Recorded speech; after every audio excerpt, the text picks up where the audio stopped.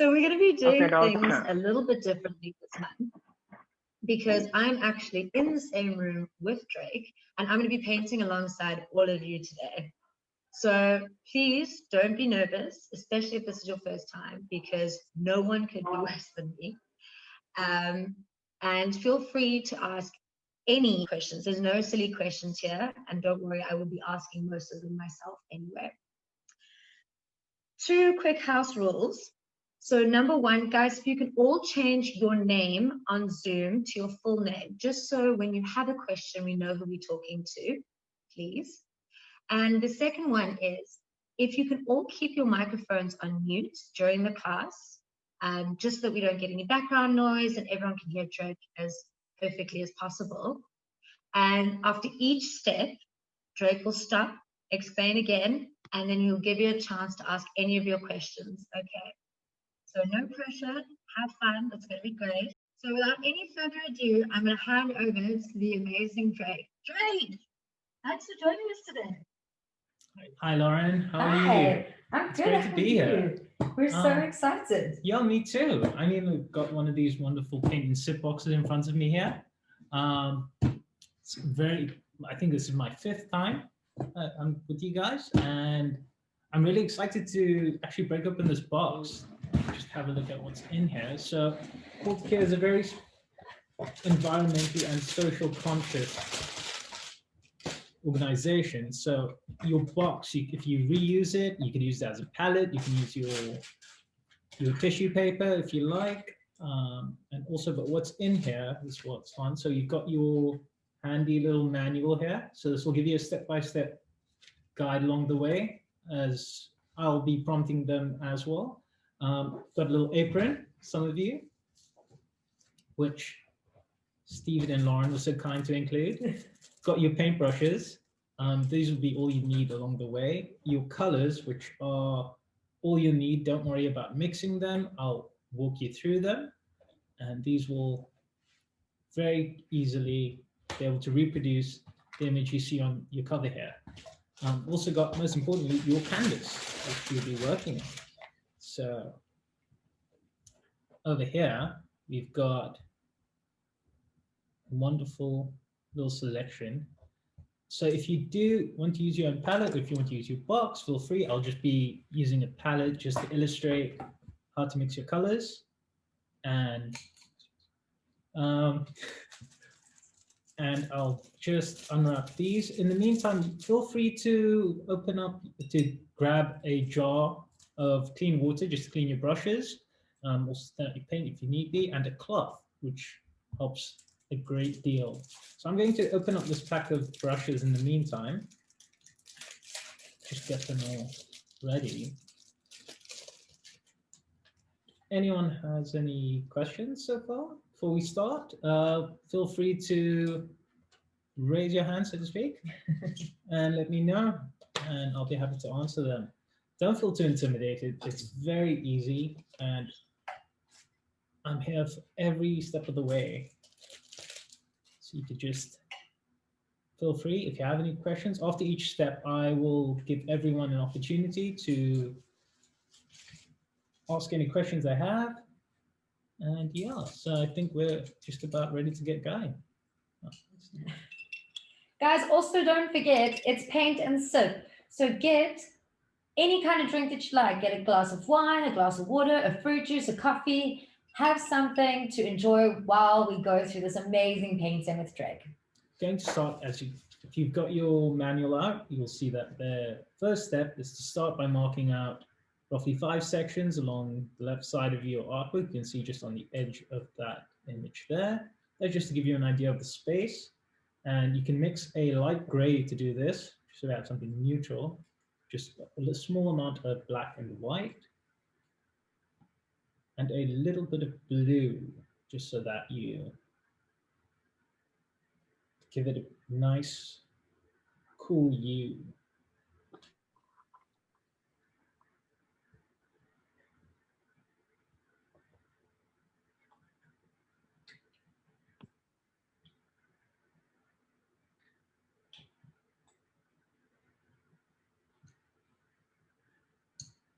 So I'm going to use the broader brush now, just because it's going to be very loose. You don't want to get too stuck into details to begin with. So it's also a lot easier to mix with. So start with the lighter shade. So I'll start with the white. I'll mix a little bit of the darker colors into it. So you don't have to try and lighten it throughout. It's easier to always add a few darker shades than it is to lighten it.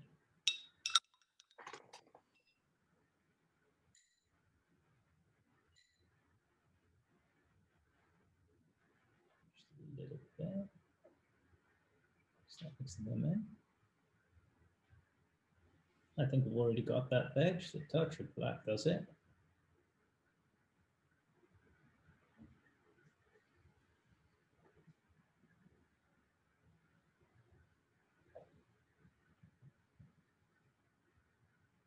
There we go.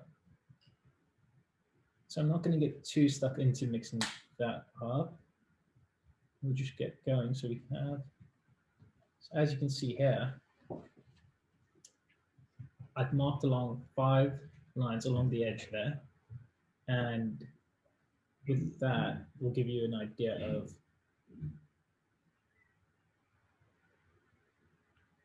just use the flat end of the brush and just let it use it to make a mark.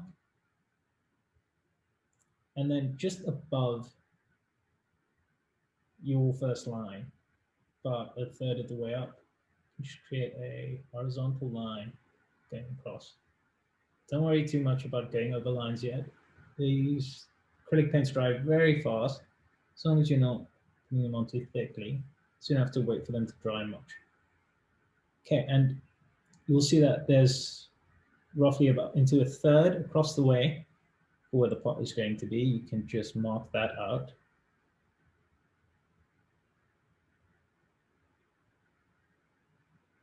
And again, don't be too concerned about the shape just yet. You're just going to mark it out now and just give it the rough shape.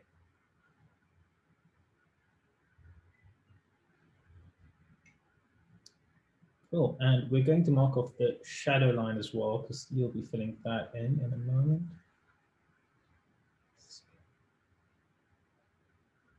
Everyone on board that?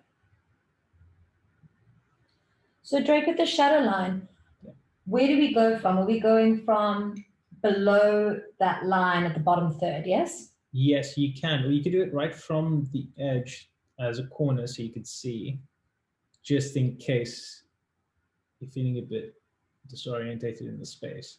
So just along there, you're trying to mark that off there.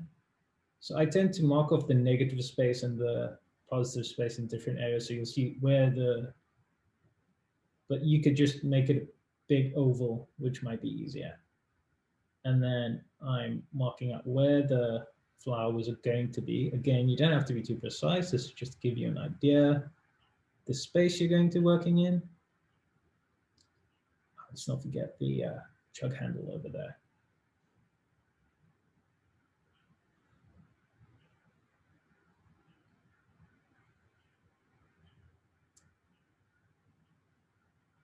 Just give everyone a chance to catch up there. Jay, could you just repeat those steps for us, just in case anyone missed it? Of course. So you're going to start by marking out the space on the left-hand side of your painting, just give you a bit of a margin in terms of space. And then you're going to mix up a very light gray, just so you have a neutral color. It's also to differentiate between the background. You'll be using that color soon. And then we're just outlining the main shape of the jug as well as the flowers over here. And just to give you an idea of the space on your canvas, so it's not so intimidating. And trust me, personally, as someone who does this quite often, a white canvas is very intimidating to me. Cool. So we'll give everyone just 1 or 2 minutes. If you have any questions, please raise your hand and unmute your mic and ask Drake. Yes, please. So, as you heard Lauren just now, so I'm going to have a look and see if anybody has any questions yet. It seems hard. While we wait, Drake, how about you tell us, How has COVID impacted your work? You know, since all of this started, what has changed for you with your art being stuck in lockdown? Oh, oddly, it hasn't changed that much considering it's actually given me more opportunity to work on my art. Um, I started, or at least partook in the 21 Days of Art Challenge, which very quickly led on to, here are a few examples actually of what we did while we're doing it. So one of them be an ingredient in your kitchen. You can see here. So these are just something which we include in basically all of our cooking, really, my wife and I, is basically a selection of spices over here. They're all quite relevant to Cape Town. There's a lot of that actually going around. So a lot of the childhood memories really held in that. Alongside that, you'll see the, so this is another one that we did, basically coffee paraphernalia. And this is also an oil painting, which was done, so for each day there was a prompt, and that was actually quite great for creativity. A lot of people might have found that during that time they've been exploring their own creative prowess during that time. So this is a great opportunity right now to get started in it. And there's this one, which actually prompted this is my daughter, who's 2, and it prompted a project that I'm currently busy with. It's called Love and Art in the Time of COVID. And I'm doing A5 portraits as commissioned, because I'm a commission artist predominantly. And it's just shown us in this time that how much some people mean to us. And it's really led to us who means more to us in this time and who we've missed and who we've been separated from. And it's actually given us some time to reflect on who we'd like to see more of. And yeah, so I'll be launching that this week. You can keep an eye on my Instagram. I'll mention that later though, not to get stuck on that. But yeah. Fantastic. That's a lot that you've been up to in the last couple of days of lockdown. It has been quite productive actually. Fantastic. All right, guys, how's everyone feeling? Are we ready to go? Can we get a thumbs up if everyone's ready to move on to the next step? Any questions? Everyone looks good. Fantastic. Take it away. Great, let's get to the next step. Right. Okay, so we're moving on to the second step. So you'll mix a cool dark gray. You can see the picture over there on the screen. With a small amount of white. By mixing your darker gray, fill in the dark background, body of the jug. Don't paint below the horizontal table line yet, because we'll be blending that in a bit. So we'll start by doing that. So if you mix up a large amount of gray, you can darken it now, which will be, just mix a little bit of the darker shades in there. So a little bit of blue and a little bit of black. We can start a whole new batch of color. I try and create a larger so that it's all uniform, instead of trying to match her. There we go, that should be enough to cover it. A little bit darker. Also feel free to add your own initiative if you want. If you want to change the colors, that's fine. If you want to mix different colors, just let me know. Cool, so I'll be doing that now. So I'm going to start from the outside edge of the jug just to kind of give it some shape as well. So now I'll just define that edge, and then I'll paint outward from there. So I'm using the larger brush.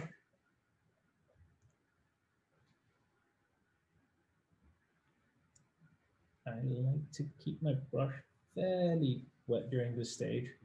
Don't worry about it too thin at the moment, because we're also going to add details a bit later on.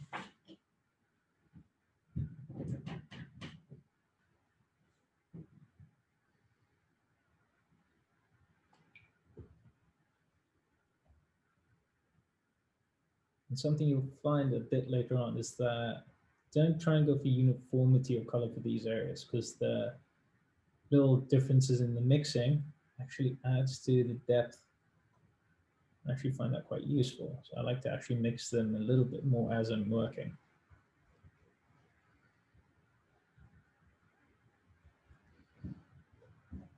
And some of you might like to work with a thinner paint, and that's also fine. So add a bit of water if you want to do that. Keeps your work flowing.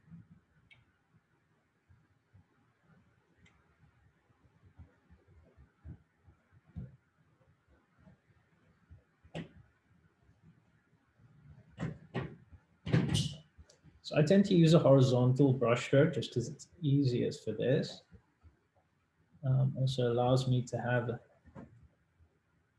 that amount of control over the area that I'm blocking out.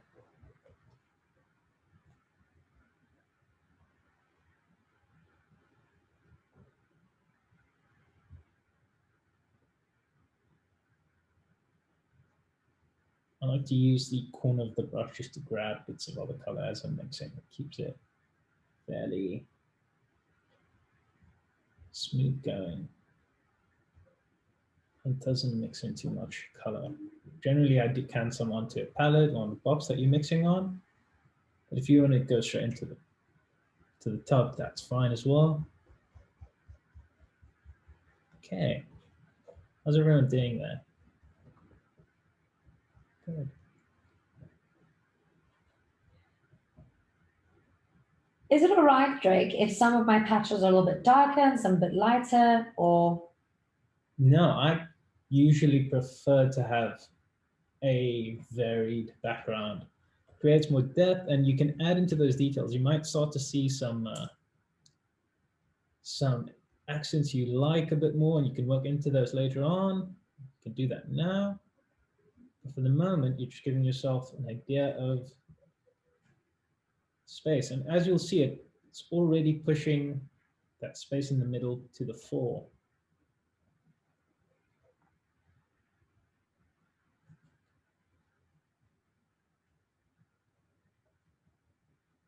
Some people like to create a broad background and just work on that area. I like to kind of give myself an area of space to work in, as you see here. How are you finding that, Lauren? Well, I definitely don't have as much talent as you, Drake, but it's not too bad. But this, I think, is the easy part. Oh, you'll find that this is pretty much the same. We'll just be working in smaller areas later on. Well, that is very good to hear. So you can see that I've done this one a little bit lighter than the initial painting, and that's actually quite like it. I'm not going to actually change that now. Actually quite comforting and warming despite the cold here. So if you would like to, so what I'm doing here is I'm using the edge of the brush to create the line. If you want to, you can start doing a little bit more detailed shaping on that and just let the brush do the line for you. So as you can see, I'm holding that flat. I'm just holding it to the edge, and you can just. And I find that a lot of people sometimes find it difficult to get an exact line because they'll try and use that flat edge. And when you press it down, it splays out a bit. You might get a bit frustrated with that edge. So using the very tips of the bristles there, and they'll bring your edge along quite nicely. And as I said, you don't have to worry about it too much now, because we'll always do some details in a bit. And if you have any experience with acrylic, you'll know that it dries quite quickly. You can always just go over it, add to it, layer it.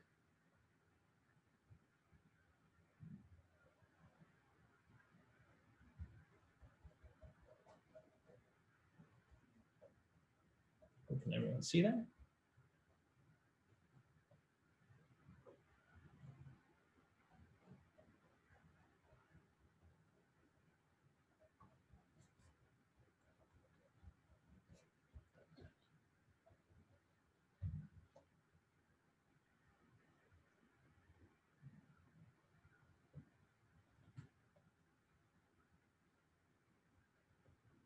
So now I'm mixing this a little bit darker, as you saw. I'm just mix it a bit more black into that gray. I'll touch it there.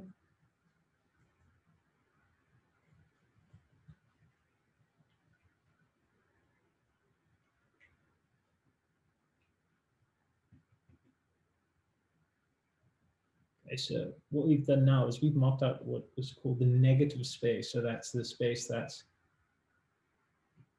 in the background, not your focal point. So I'm using a bit of jargon. If anybody is worried about what I mean, just let me know. So Drake, just to quickly catch up, you mix more black and more blue. And what are you painting now? I'm just doing the body of the vase, the dark area, Mhm. just before we move on to the next step. So I'm just darkening it a little bit more just to bring it out. So you can just use again the flat side of the brush, covers a large area, just block out color, as we say.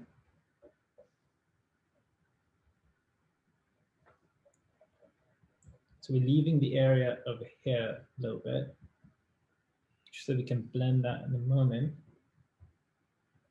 Still have a fair amount of gradient, and it gives a nice shine, volume to the jug itself. The last thing I'm going to do is just going to add a little bit of sort of sideways zigzag lightning shape there. So that'll just give you the darker area of your jug.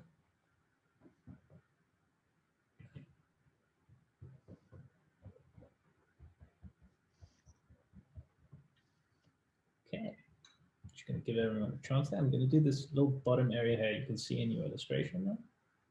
So that's just a little along the edge on the inside. So it's the inverse of what I showed on the outside of the jug, facing your brush inward. So you have a nice clean edge on that side. Okay, just give everyone a chance to catch up there. Do some touches there. If you have any questions, please feel free to ask Drake. Don't be shy. Yes, I'm here to help everyone.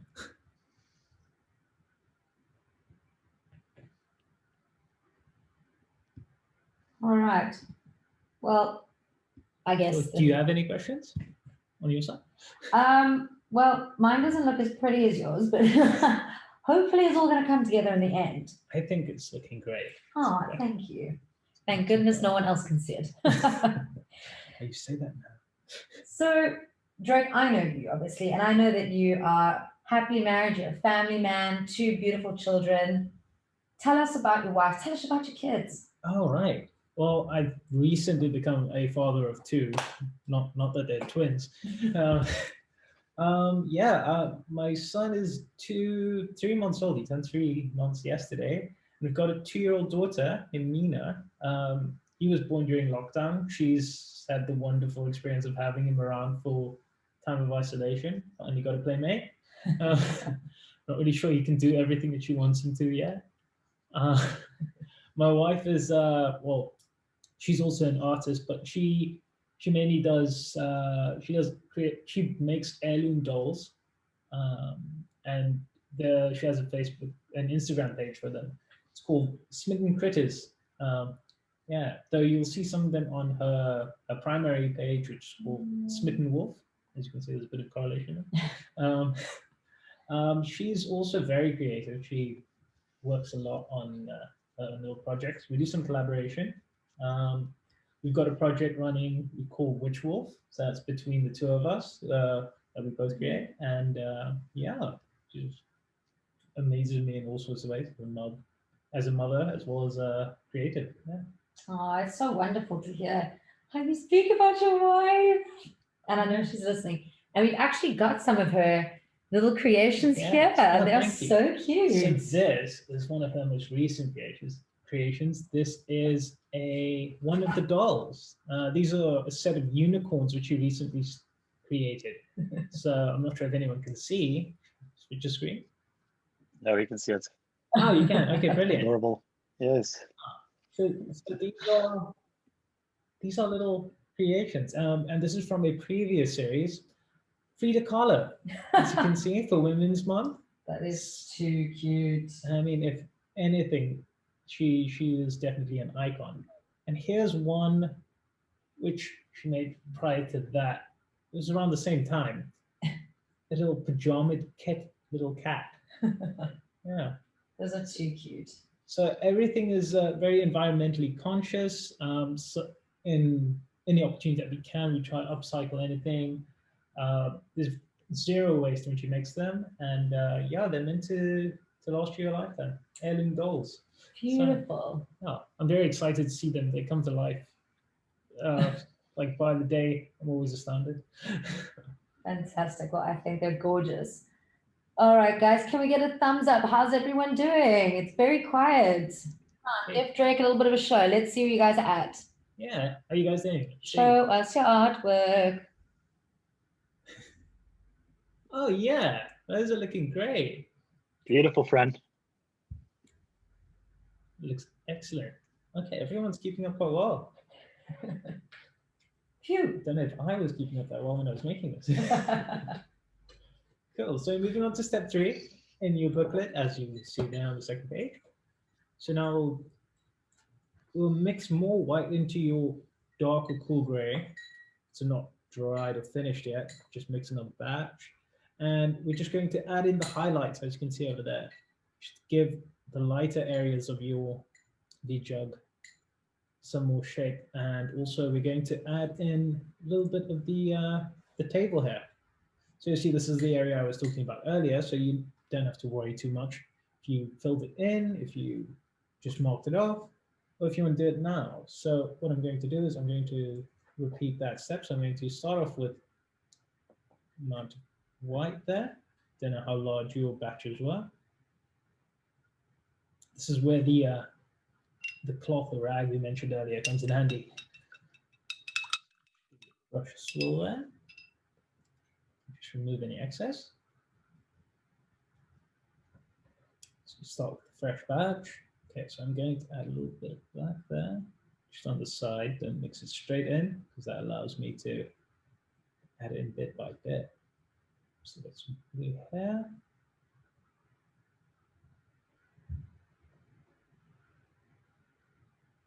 There we go.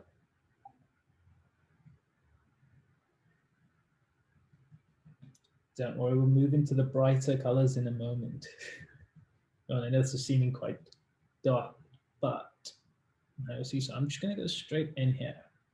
So again, using the flat edge of the brush, facing it toward the edge of the canvas.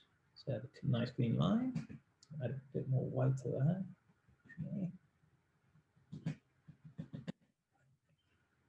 Just hold your brush next to that so you can see that there's enough contrast to the background, in case you're worried. I mean, if you like, you can go with straight white as well. You can always just bring it in later. You can see there. Oh, brush is a bit loaded there. Okay, so I'm just going to spread that along here. Go slowly, just on the edge. And so what I'm going to do is I'm going to brush in sort of flicks inward, which is kind of just that over. We can blend that in a moment. That just fills in that area there. And now we're going to take this edge and just move it along that dark area there so that it's in line with this bottom area here. So it'll give you the full form of it.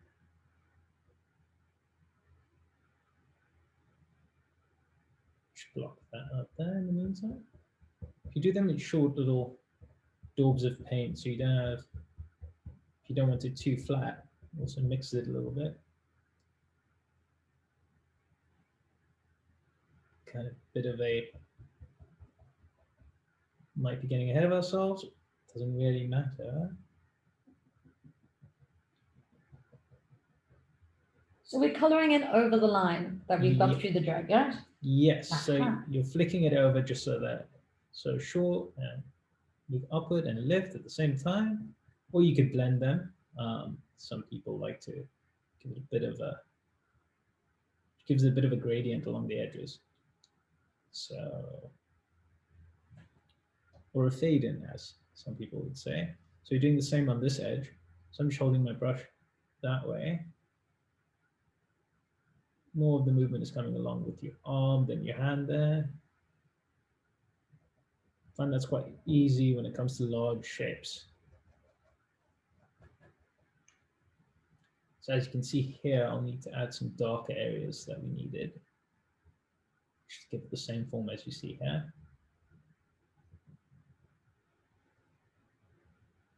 a touch of it right there at the bottom of the handle. So we'll just move that, flick upward, short brush strokes. Okay, so I'm just going to add a little bit of darker edges here than if you've done that part in yours.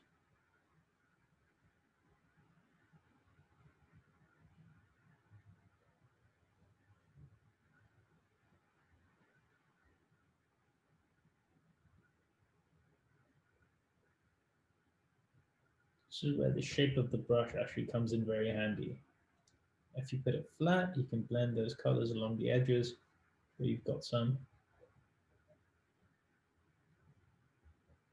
Do some blending, you can just go in opposite directions. So I used a rough diagonal and I'm going in the opposite direction of what I did, just keeping it what is called dry brush.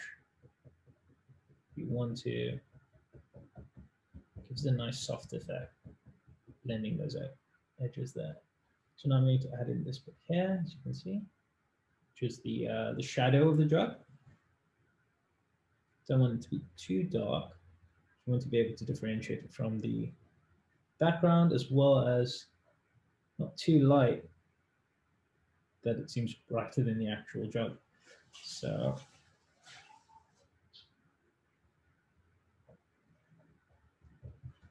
anybody have any questions while we're doing this? Okay, everyone seems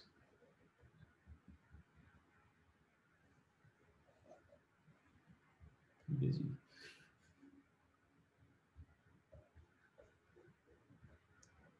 So what you might see here along this edge in your booklet, but it's not necessarily listed, is that you can add a little bit of a darker shade just to give the table a bit of depth as well. So if you're making this a lot lighter,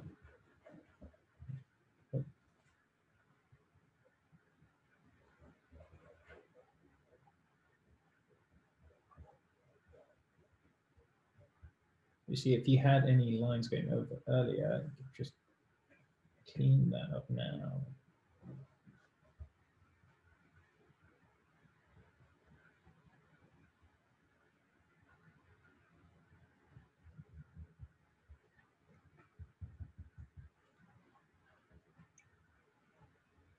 How are you doing over there, Lauren?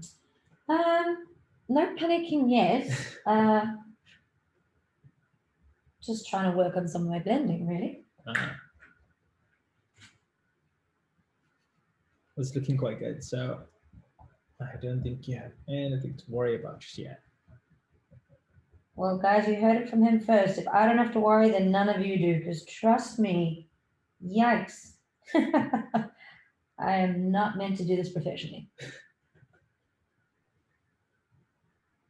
Well, there's always a little bit of intimidation, even to me. As I said, like the white canvas is probably the most anxiety holding and intimidating object I have seen sometimes.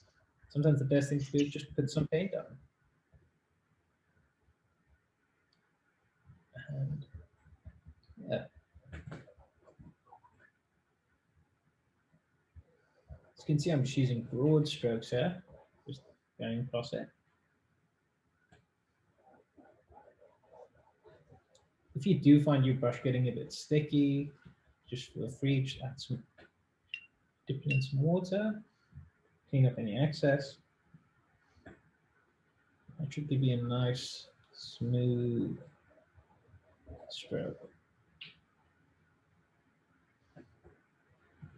Don't think I'll go as far as it says add some water to your paint just yet, because that could get very messy very quickly. And I've learned that the hard way.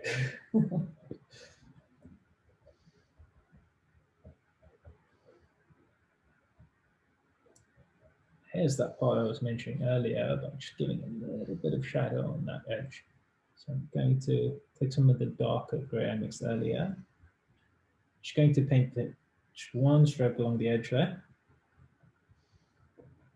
Straight down there. And then I'm going to blend that in by taking a bit of the white paint, as you can see. And just blending them across. Straight from the edge of the canvas. inward.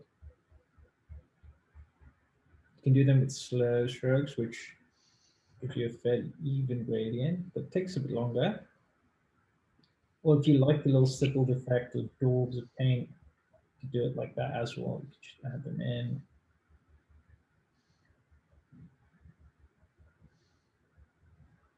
So if you're doing this in oil paint, you're painting straight into pre-existing wet paint. It's called alla prima, which literally means and it's still fresh.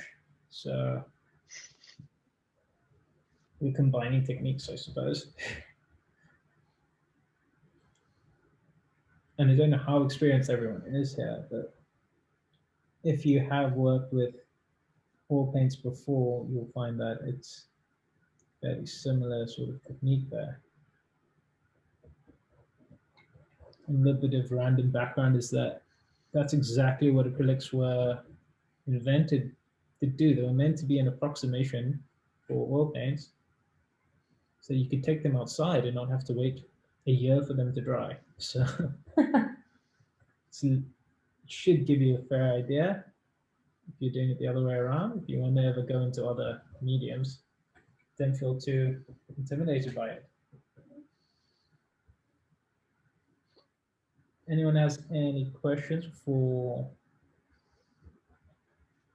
I move on? I'm just doing little bits here. I might have left out. Just working so quickly with short strokes is that you tend to leave bits of canvas exposed.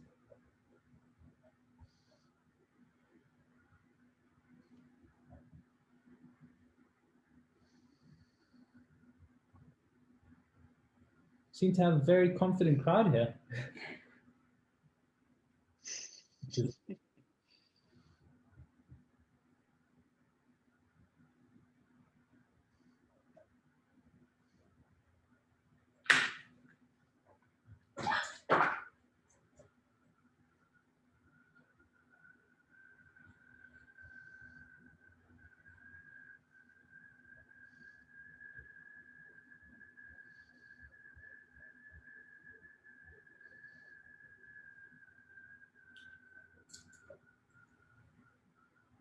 How's everyone doing, guys?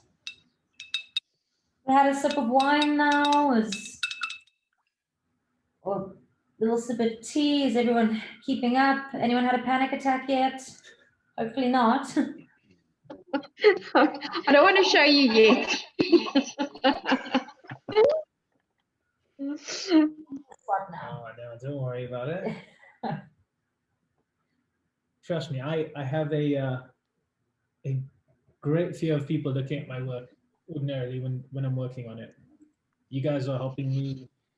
We are our own biggest critics, aren't we? Yeah, Sometimes when you just take a step back and you look at it. you're helping me get over the fear of other people seeing me work. So there we go. I'm no less intimidated than you. Oh, that is good to know. That could go either way. Okay, I see people are quite busy, so we'll give them a few minutes. I mean, Drake, something that I learned about you today was that you helped deliver your son during lockdown. So I mean, here are people worried about painting and the daunting task of painting when you're delivering babies. That is true. That's incredible. I delivered my son during lockdown 3 months ago. Oh, 3 months ago yesterday to be exact. He decided that he'd grace us with his presence, and we did so when in an unassisted home birth. I mean, like that. That is incredible. Well, not really. You read about things like this all the time. Just doing it is slightly different, I suppose. But yeah, it was over in a heartbeat. You didn't even realize it. Within an hour, we were sitting having a cup of tea. It was, yeah, a lot less stressful than a hospital, actually. Wow. Well, I suddenly feel a lot better about this painting because, I mean, That's an experience. Yes, it is. I mean, I would say like I wouldn't trade it for anything. It's something you really can't experience any other way. And I mean, I feel lucky to have done that. It's one thing that lockdown actually graced me with in a way. Yeah. Well, there you go, kids. Cool. So I'm going to start. I'm going to set these aside, not out of reach just yet. And as you can see in the next step, I'm going to be using yellow, a small amount of the rose, which is the more pinkish red that you'll see in your box. See there? And just a small amount of that, I'm going to create a warm yellow, just give it a bit more richness. So I'm going to take out some of the yellow here, as you can see, a bit messy here. Trust me, if anyone has a messy workstation, you don't want to see mine. It's horrendous. So don't worry. Just if you work chaotically, don't worry about it. Just daub it out, count it from there. So I'm just going to take a bit because, as you can see, it's quite a lot of yellow we're using there, and I'm going to set it aside. So I'm in the terrible habit of dipping the paintbrush into my beverage, so I'm going to keep these separate. I hope no one has had that ill fortune. Not yet, anyway. So I'm going to use some of this and take my own advice and clean my brush first.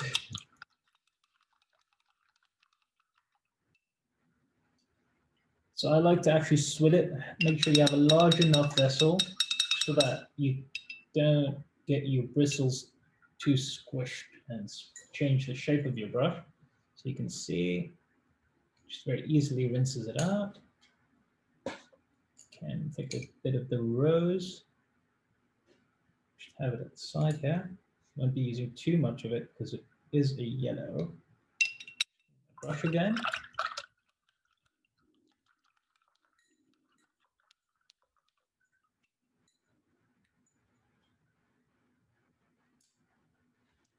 I take a small amount, as you can see there, use the corner of my brush, put that in, just mix this into a larger area here.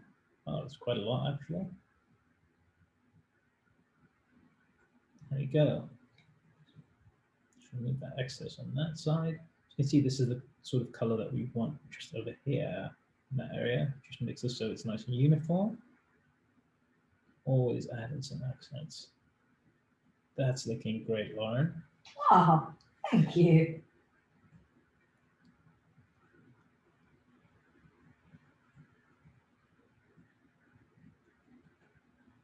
There we go. So it's a slight canary yellowish that you're going for there.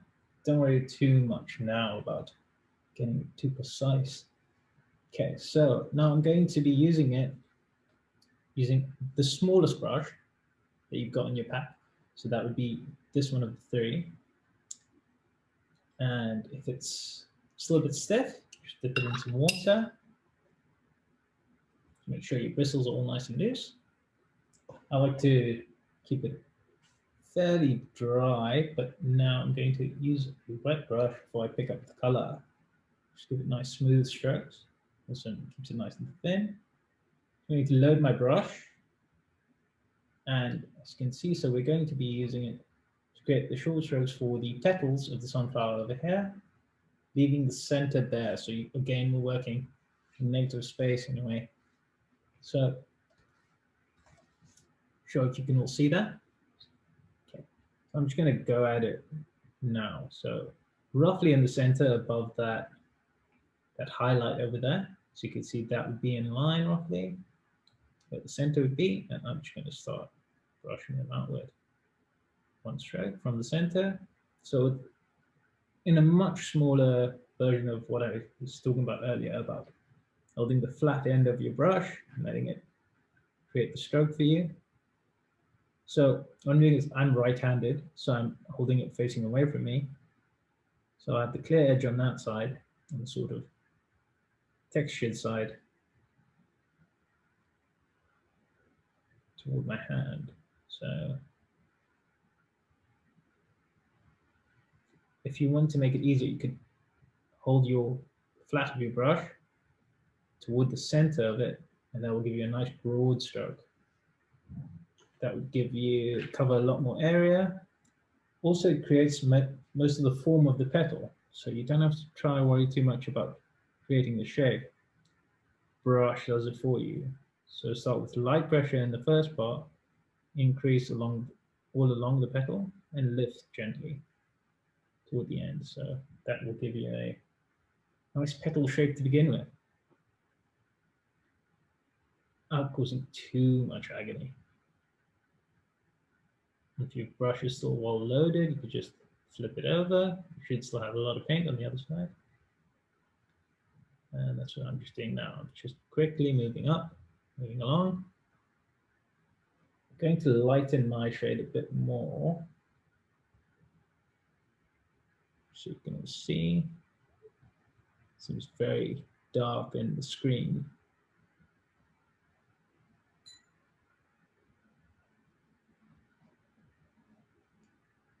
So you notice that where it runs over the gray area, so that this is more of a translucent color.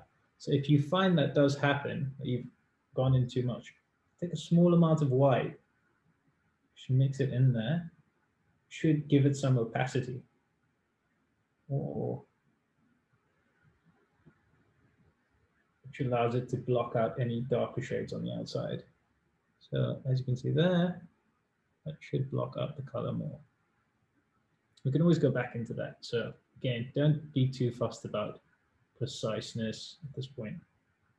Some people tend to paint the entire area in one ring and then create more depth. But because we are cutting into these areas in a bit,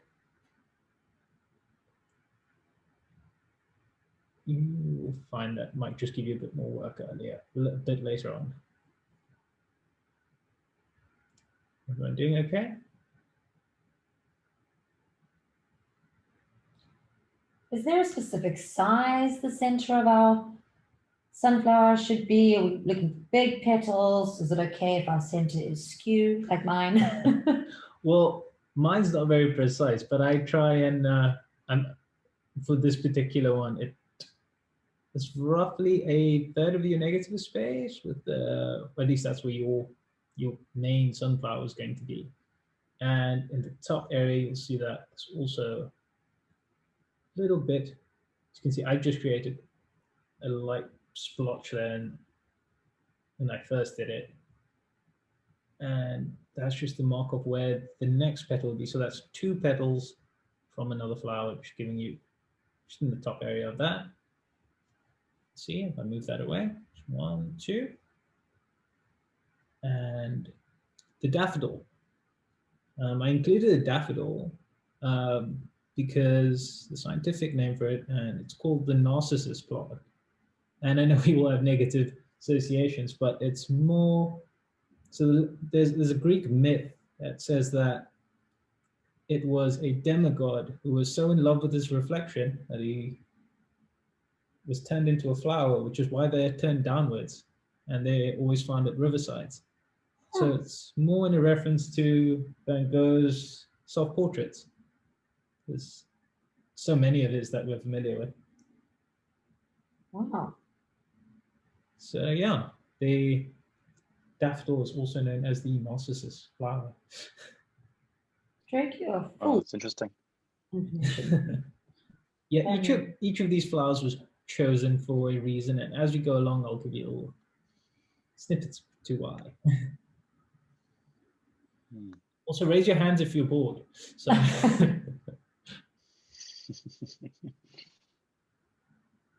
Cool.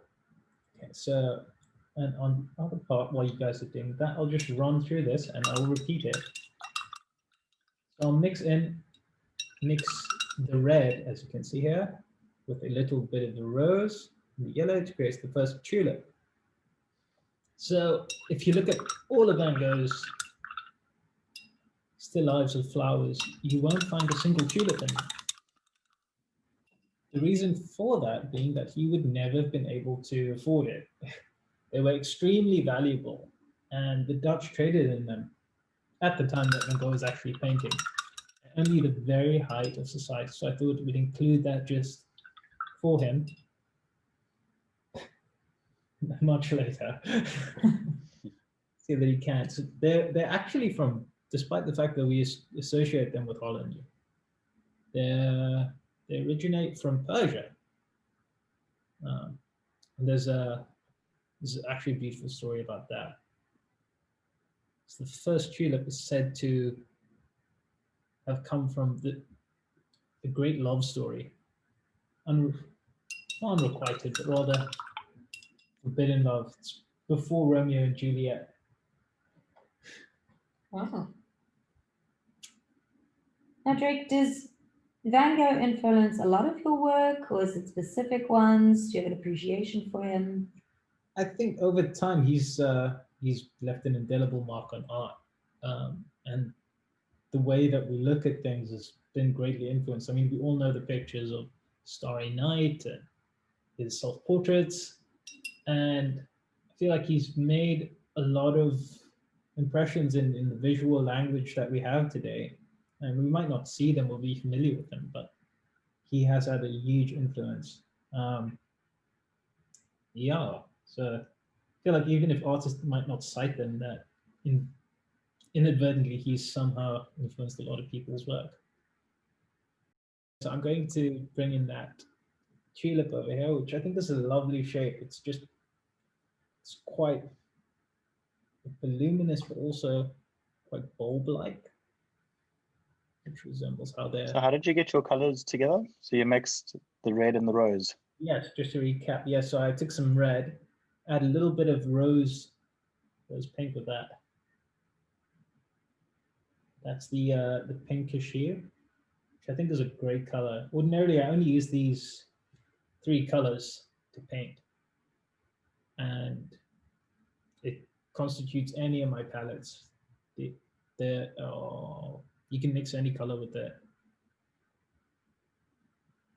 If you work with glazes or like this, so technically this is what is called scumbling.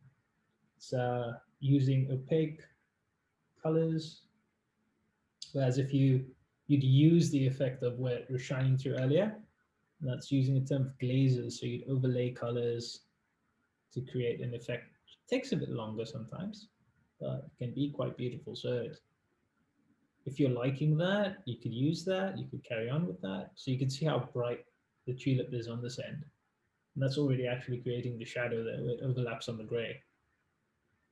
And that's a great example of using glazes to actually achieve an effect.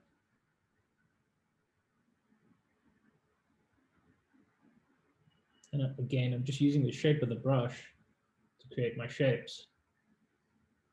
So there, so you can see it creates a bit of a corner, and as I move my brush downward in the same direction, I've given my tulip a shape. So again, I'm leaving out and that's why I work in negative spaces, you can see, because colors tend to shine through whatever background they have, so, which you can remove. I just like how bright it keeps your picture.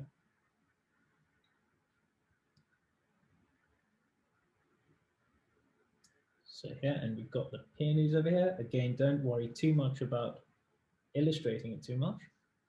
Just kind of put a few daubs. In fact, I'm trying to do 4 here just to show you. So there's 1, 2, 3, 4. Just around the cap there. There you go.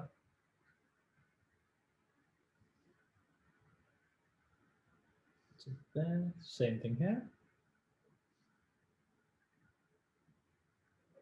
It's like working quite lazily, really. That's my kind of painting.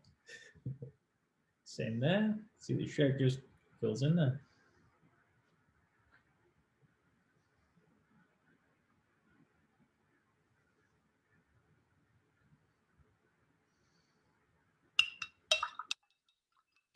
Yeah, it's already giving me a bit of a splash of color there.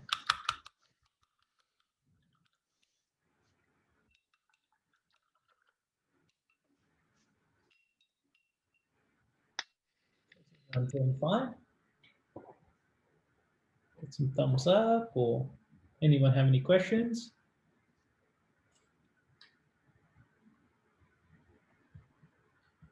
I'm getting a You bit know- of a sneeze look again, but I think it's all right for the moment. That's a good thing. That's you can try and make it so that it has 4 large petals at the bottom. You can see the one on the left has 1 petal that's just going upward. So you can just add that on after. So it looks like a, no, what does that look like? It does look like a sneeze, you're right. Mine looks like a sneeze too. Woo! So who do I consult? No, that's good. No, that's looking great. There we go. Guys, in case anyone's worrying, he's actually lying to me because I'm terrible at this, but if I can do it, all of you can too. No, definitely anyone can. I mean, I know it sounds like a bit of a cliche, but there's a quote by Picasso that says that everyone is born an artist, just need to remember to stay one. Like every child is one, so that means as long as you just keep playing, you're fine. If you're having fun, that's a good thing. Well, I'm definitely having that.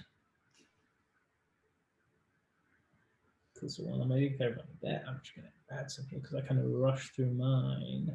I think everyone would stay on.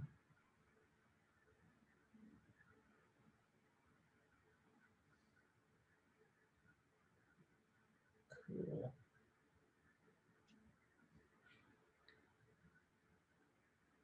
Stephen, are you following over there? Are you painting as well? Yes, no, I'm just observing and making sure that the Oh, room man. is all sorted, I was hoping I'd be treated to one of Stephen's monitoring questions, looking at everyone. Stephen's mom. Cool.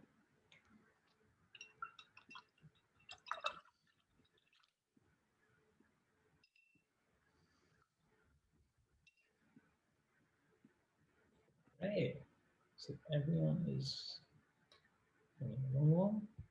How's everyone doing?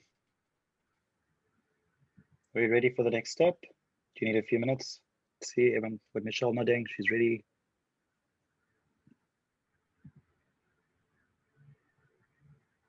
So everyone, Maureen, Lorraine, Renata, how are we doing? thumbs up over there. Cool. Looks like we're ready. Great. Cool. So I think we're moving on to step 5. And that, let's see over here. Has camera got that? Okay, not too much glare. Cool. Cool. So you'll see over here, we'll add some depth to the peony. So we're going to give it some shape now with a lighter pink. To make the lighter pink, we'll add more white to that deep rose you just mixed. And we'll add in the viola, the light lilac, combining some blue and some of the rose. So over here, and we'll mix that in there. So I'm just going to put some down here just beforehand, so you can see. Cool. And using your small brush to create a star-like shape, small semicircular. So very similarly to the way you made your daffodil earlier. So there we go. I'm going to start by doing the peony step. So those would be the 2 flowers you see on the bottom here. I start, I'm just going to clean my brush there. So with this color we mixed earlier, we'll take a dollop of white paint and just lob that in there. And then mix it in to give you a lighter shade. So you see that'll bring out the pink hues of the rose, and you'll see that it gives it quite a nice depth and richness. The redness brightens it up.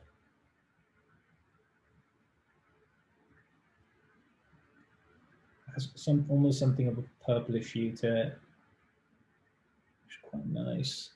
And so this is the shape we're doing now. So what I'm doing is I'm just going to run along. This is going to give the shape of the petals.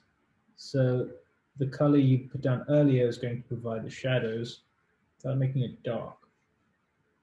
So just again using the side of the brush. I'm going to use a smaller brush because I know a lot of people tend to be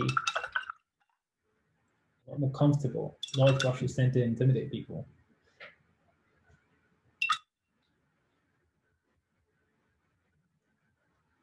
Okay, so let's do some of that here. And I'm just going to do the outside edge there. And then I'm going to do a little bit on the inside of that petal. Just blend it a little bit as we're doing it. Same goes for the other side. So that'll be the highlight. So you'll notice that it's just the point of it. Go and look at the larger picture. See, that's just the highlight point there. So we can add that in there. Do the same for the other petals. Just going to do a bit of a splotch on the right edge of it. Same on the other one. That's enough for now. And then we're going to move on to the next one. So there's one small petal there. So if you're wondering, if you see the shape of the petals there, just imagine that it's cut in half and add the lighter edges on the side facing towards you. So let's do that. And here's a tricky one because there's an overlapping one. So you might want to do the center one first. So on the outside edge. Mix in some more. Do a short dash here, so that's one there. And then broader stroke. So here you're doing the same thing you did with the large brush, except with flat edge. So a nice even area there. It's pretty much going over almost all of it, just leaving a slight outline. So without flattening it to create, making it too dark, you've used that earlier color, and you've already got your shadows ready.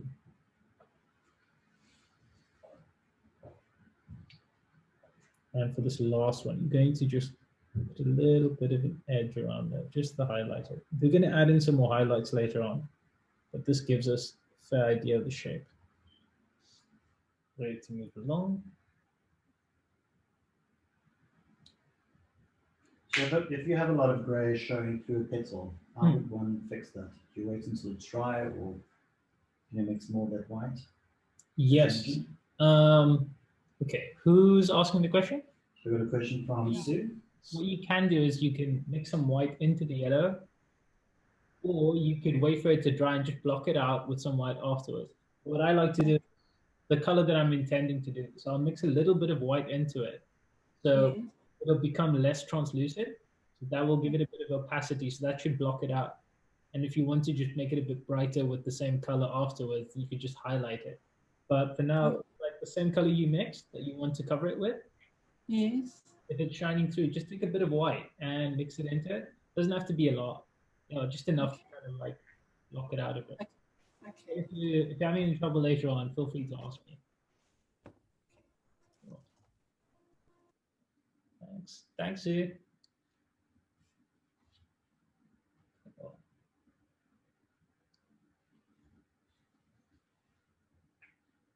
Looks like we're ready to go to the next step. Excellent. Okay. Cool. So step 6, guys, we're nearing the end. Cool. So as you can see there, it says shape the rest of the main flower with some darker yellow to add texture. And like we did earlier, and to create shadows on the daffodil, so you'll notice that they have the same color hue over there. And mix a small amount of blue and red. Oh, we haven't added, I think we left out our viola just now. Let's just add this guy in now. Again, not too difficult. So we're just going to mix some blue and mix that into our same pink we had. So that's some deep rose, some blue. Again, I find mixing with a small brush to be very difficult, so I tend to mix with a larger brush, but it gets the job done nonetheless. So now you can have mixed a nice purple with the rose and the blue.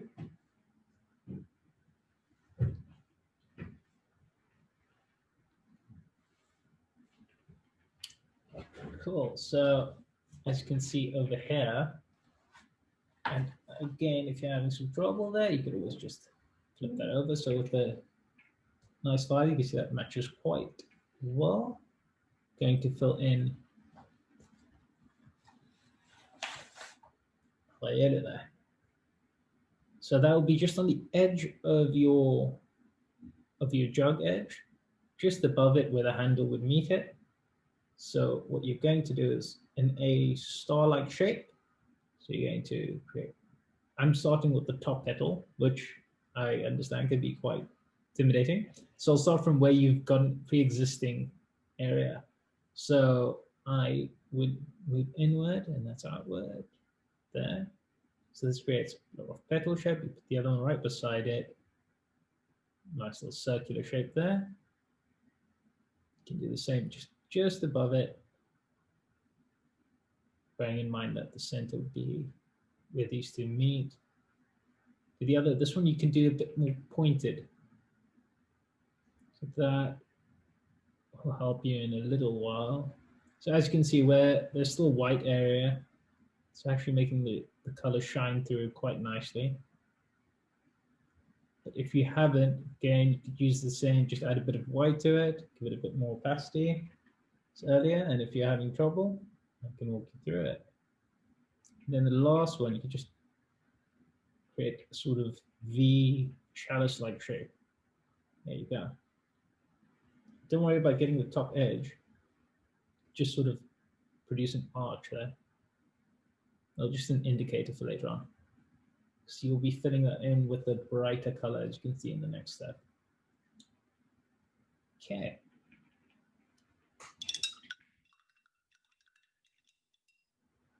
Doing okay there, Lauren? Define okay, Drake. I've got color going on. It's a really nice color. The shape is somewhat undefined yet. Don't worry. Oh, mine is looking quite questionable at the moment as well, so.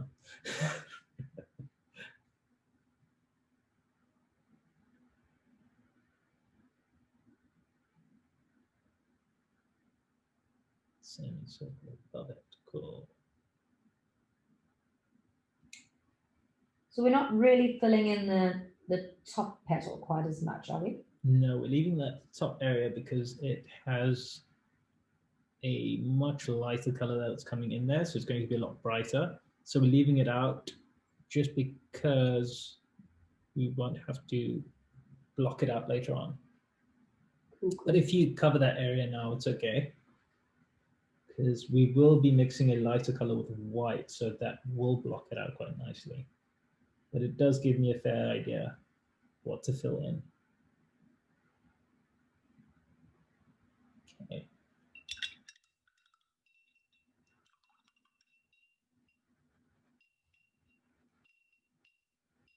It's looking quite nice.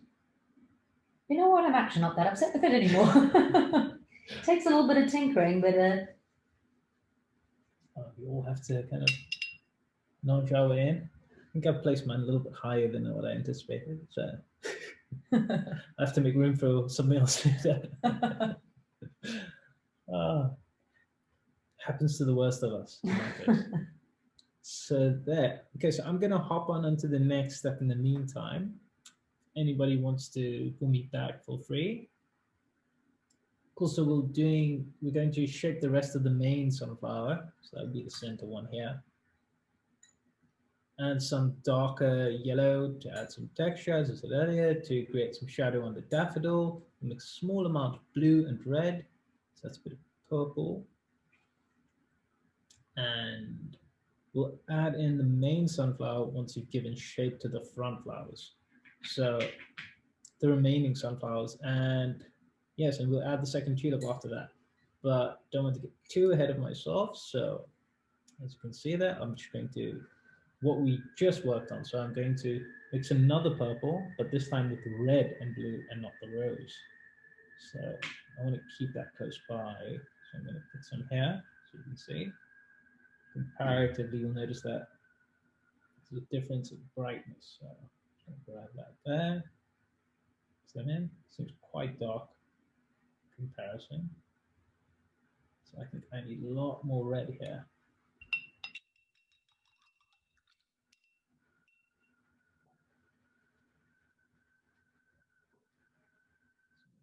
Red here, mix that in down the side. Might need to add some white too, so you can see the color. So that will give you an idea. There we go. So add a little bit of white into it, and you'll see that it looks quite similar, but once it's on your canvas, notice that it gives a lot brighter look to it. So 3 parts red, 1 part blue, and a little bit of white. Just about, yeah. It's a fairly good estimation. Stephen, I should have you formulating the color palettes. Have a great chart to reference in future. Make my life a lot easier.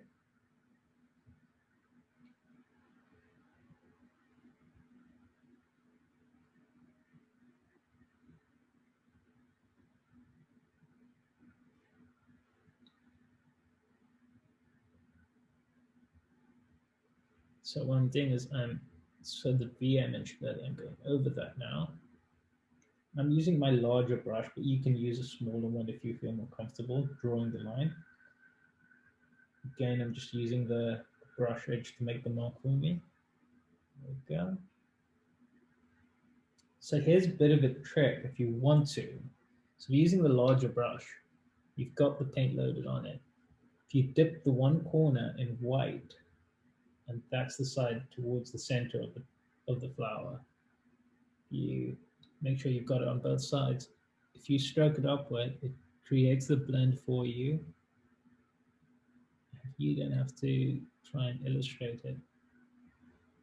So there you go. So it looks like the lines that straight out of the center of the petal without putting in too much effort. So if you do that and you draw it across, that'll give you the white highlight as well. Seems I'm not white. So there we go. So I like to mix up my colors so that there's a flat area of them, so I don't have too much. So like it does there. So you can see that's the same sort of brush stroke you're looking for here. You can always test it out on the sides, and you just make sure that so that you've got your white loaded, it's on the center. You flip your brush over if you want to. Do it the other way around. If you're left-handed, so I know a lot of people are.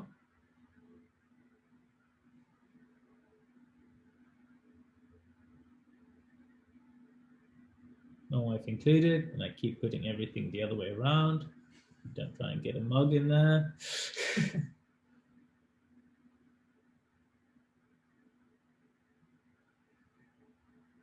think she's there as well, so she might just tell me after this. Listen, mugs are important to you. Cool. Now this might seem a little bit counterintuitive. So if you've got a large batch of the yellow that you mixed earlier, and you've got some purple here, you take a small amount of that, mix that in here. So we're mixing some of our purple in with our yellow for our Into your sunflower. yellow. Well, into for the side of the daffodil and the darker edges of the sunflower. Ah. So these are two complementary colors, which and sometimes you could say neutralize each other. So it takes it toward a gray. So you have the same color, but as though it's cast into shadow. So by combining them, you're just going to create a slightly darker shade without losing your color. If you add black directly to it, it tends to become a bit murky.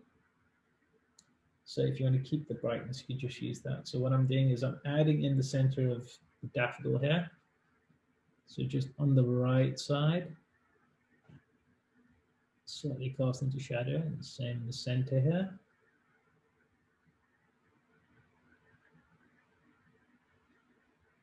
When you put it down immediately, it looks a little bit orange, but as you spread it across, you see it. There's a shadow across it.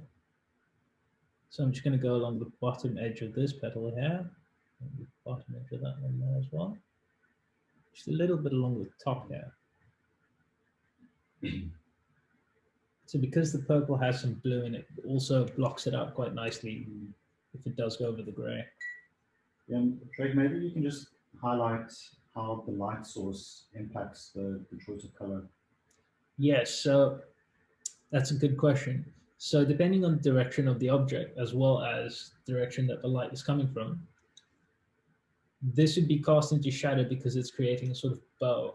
So the edge is catching the light there, but it's casting the inside into shadow, and the side which is on the opposite side, which should be in shadow because it's a concave shape, is actually catching the light, which is why you'll see that it's inverse between there and here, despite the fact that they're the same shape with the same center point. So what we're doing here, so here you'll see it in a much smaller area. It's just the edge is being cast into shadow because that bow, or the sort of cup shape, is facing away from us. So that's here. And with the petals of the sunflowers, you'll notice, maybe if I go into the other step, just so you can have an idea, you can see that it's more on the edges. You don't see yet, but it will become a bit more evident. So what I'm actually doing here now is also adding in some more of the sunflower petals with that dark shape. I'm adding 2 more here.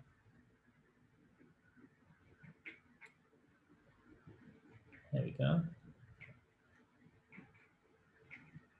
And then I'm going to add these guys over here. So that's why you'll notice that I left out some of the petals on that edge because there's a bit of overlap.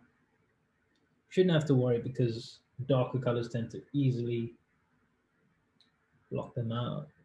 And then what I'm doing is this one tends to curl outward.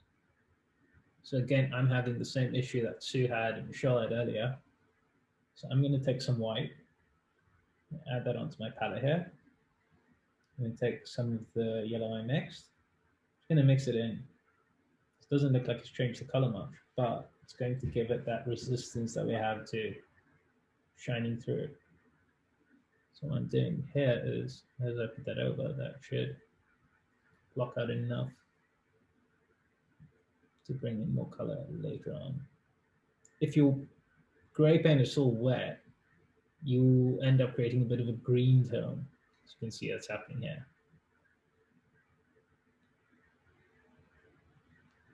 So I'm just going to try and lightly go over it without mixing it. There we go. Just going to add some more petals up here. So now this, your shapes are going to start to overlap and intersect. It's going to feel a bit crowded if you're feeling a bit intimidated, but actually helps you because you can use the shapes to define the next ones. So existing shapes. So I'm actually overlapping over here. So this petal is going to disappear somewhat. And then I'm moving up here to the sunflower over here. So these are quite short shapes here. So you see they're flicking outward from where the center of it would be. So you can just look at. So I'm starting at the edge of the tulip. Gives me a fair reference point. And that's going toward where our viola is. And that curves along the edge of that. Seems I've placed my viola a lot higher this time. So what I'm doing is I'm going to leave that where it is, but I'm going to do it in relation to the tulip to keep the overall composition together. So if you've misplaced something or you've put it somewhere else, you've changed it, don't feel too bad. Just try and find an anchor point then, which is what I'm doing here. So I'm trying to reference the tulip.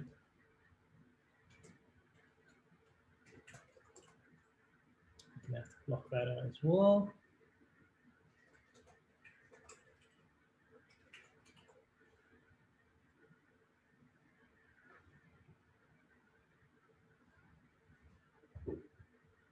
So again, I'm just using the shape of the brush to create the strokes. And also if you're not doing individual petals yet, just doing large rings, that's also fine. I'm marking more areas out than I am illustrating them. Just trying to keep the radial shape there. Okay.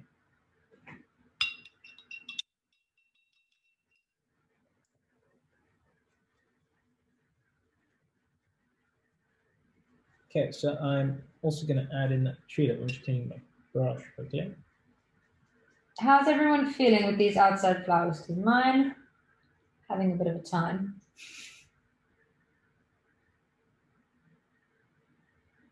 Okay. Yeah.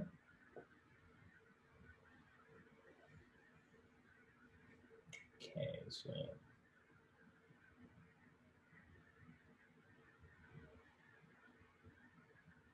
color I mixed earlier for that was, what did we use? Same as the painting. So got a bit of red, a bit of rose.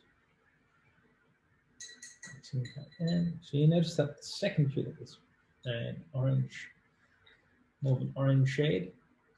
So you can add a little bit of yellow with that too, giving it a bit of variance.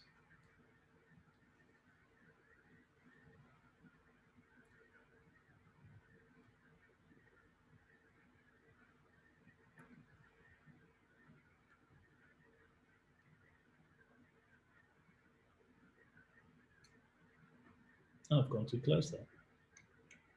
See, we all are fallible to the same instances. So what I'm doing is, while it's still wet, I've gone too far. I'm using a wet brush.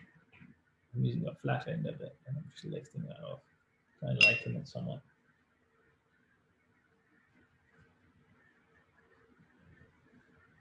Then drying my brush.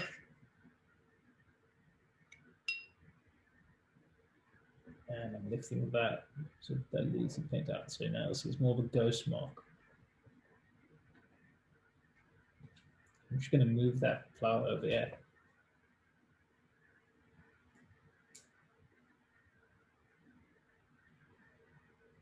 It's not much, but in terms of movement, but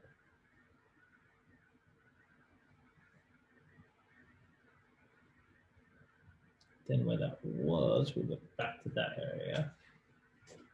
So we've That gone makes just sense. above the sunflower, Mhm. close to the previous tulip, Yes, but not too close. not too close. Which is what I did initially. I put it right beside it, but I want a bit of negative space there. Which, if you put it down the line, it just goes alongside the edge of the center of the sunflower. Okay. And that's step 6 of the book. Yes. It'll give you a nice idea of how it looks or where it should be placed, right? Yes, you should see it over here. There's a bit of a gap between them, roughly the same width of another tulip. Okay, yeah.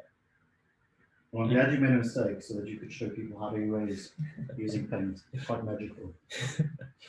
Well, it's no foolproof, and it depends on how thick you lay your paint, but it does help. So I'm also adding in the highlights to the tulips now while we're here, as you can see on that. So using that same pink that you did for the peonies, just adding a little bit over that area I left out. It's a nice light color. Yes, creating Once again, creating that light source. There you go. If you were to imagine, you'd have the light source slightly out of the frame, a little bit forward. So should give you a fair idea of what's highlighted, what's not. So you can see also in the illustration that we've got a bit of a darker shade we've added in there. So I'm going to go ahead and do that now. So I'm using so what I was mentioning earlier, I'm mixing up a chromatic brown. So that means mixing it up with all the other colors. So if I mixed enough of the yellow with the purple, I end up with a gray. And that's what I'm going to do here. So it'll be a sort of murky color because it's not a precise, it's not black and it's not white, but it gives a nice amount of depth. I have more yellow here than anything else, so I'm going to need some more. So basically mixing all three colors together. It's going to give you, this blue seems quite concentrated, so adding it might make it look a bit green initially. As you mix it through, you'll find Add a bit more of the rose. There we go. So we've got quite a dark, rich brown, which you can use for your center. Most of it's on my brush here. So I'm going to be using the medium-sized brush here, just to create that. So we don't have too many floating shapes around. I think that might be what be a bit more intimidating to people right now.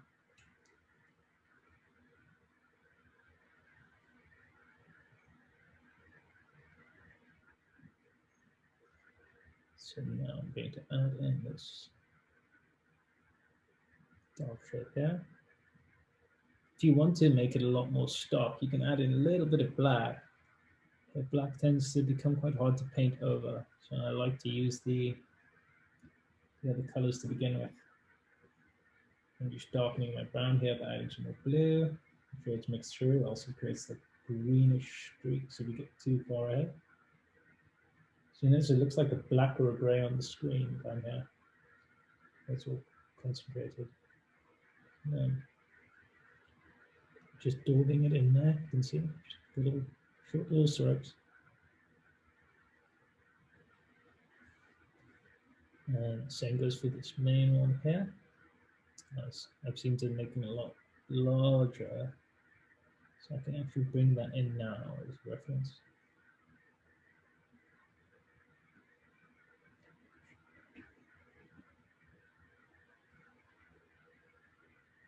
Okay, so now you'll notice that there's quite a lot of definition going on there. So what I did there was I'm going to create the outline shape. And if you find that your petals have moved too far from the center in comparison to that, you've gone too far out, now's the time you can mark them off where you want to fill them in. You can give some definition. Don't be too stuck on trying to create each petal. Just kind of give the indication of it. Flicking outwards, so you're creating like a rounded V almost. And you can see that quite a lot of those strokes going outward. So what I'm doing is just the grout quite haphazardly. They're quite ordered in nature, but I think we're taking a bit of an artistic take on it.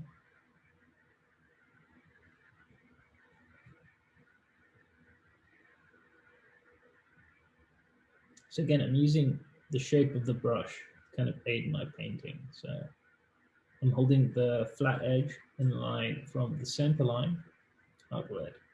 So that's the flat end of the brush, like that. So I can get quite a fine point like that. While moving it across, I can cover fairly broad amounts of area. So we've got a question from Marta. She just asked, how do you mix that dark color? If you can just take us through that again. Well, I do need to mix up another batch here. It's actually the perfect time to ask that. So what I do is I take 1 part blue,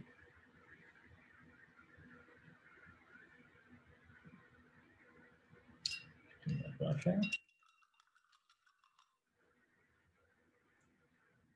2 parts rose, 1,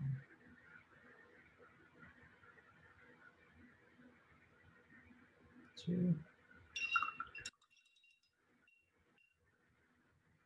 and 2 parts yellow.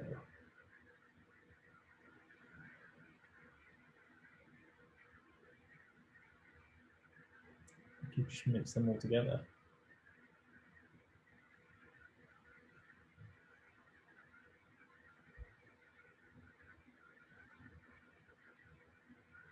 If you're finding it looking a bit more green, add a bit more rose or some red if you want to jump ahead. You don't want to take too long in your mixing. So that's just happening. Yeah, it's looking a bit green. You can't see on the screen yet. But what I'm going to do is a bit more of the rose. I think we all agree that paintbrushes are not a standard mode of measurement, so don't be too hard on yourself. There we go. It's quite a even mix, I think.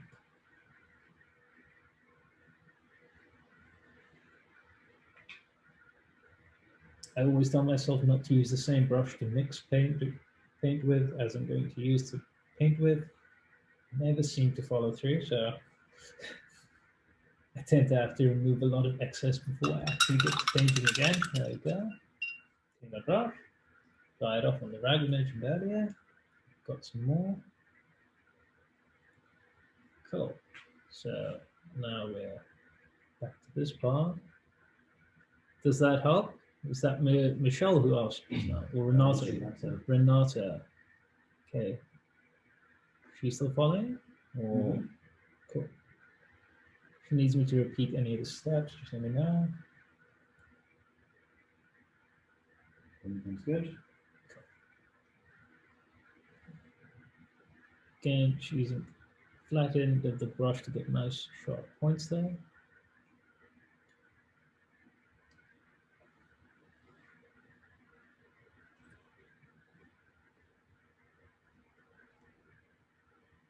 So if anyone has any experience with calligraphy or be familiar with this sort of shaping, which is actually another workshop that I do. Drake, is there anything you don't do at this point? So you deliver babies. That's not my day job. Just Or to a be clear. tattoo artist. Yes. Uses your wife as a canvas. I mean, you're making it sound as though I force her into it. If anything, I'm sure she like 3 tattoos as part of the bonus for her side. Mm. Wow, multi-talented. Tell us more about your workshop.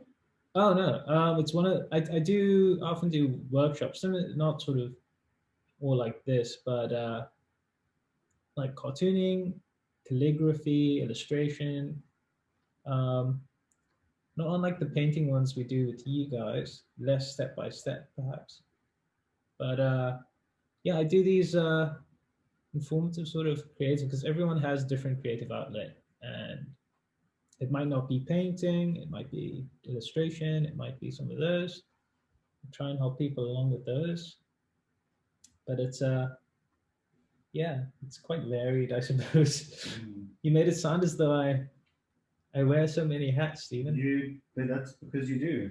You definitely wear more hats than me. If I would have been done by trying to deliver a baby, that's still blows my Don't say mind. trying, like you're Oh my making gosh, us that's worry. amazing. It really is. It's something that a lot of people can't say, you know, that they've done. So I think it's a huge accomplishment. Oh, I'm glad. I think I'd be in a lot of trouble. I have a lot of respect for you for doing that because I think I might have fainted. That's all right. I'm pretty sure my father said he fainted when I was born, so I think I fixed that. So maybe you can just talk us through how you use the white just to touch up the middle in your flower, the center of your flower. He didn't do that. oh, the white was already there, Steve. Oh, I see. Oh Sorry. yeah, so I just spread that darker area that you can see over there. I left it as an open space, which was actually really good because I mean Stephen thought I added that white to it, which is great. So there are different schools of thought, I suppose. Some people don't like to leave unpainted canvas white at all, but we're going to cover most of these. But I like to keep the areas that I'm going to cover in color as opposed to a darker color, so brighter colors, open with white, so you can use the luminescence of the white canvas to shine through. So it keeps your colors bright. You don't have to layer it on. So over here, you can see there's still a lot of shine through of the gray here. That petal goes all the way out to here. But you can't really see that well on the camera, I think. But I'm going to block that out because I know that is an issue that some people will find meet during this exercise. So there we go. So you can see there now it's showing up on the screen more, and that's already been painted. So that's just adding a little bit of white again. No, people asked earlier. it's just another example of that happening. Here we go. See those petals again.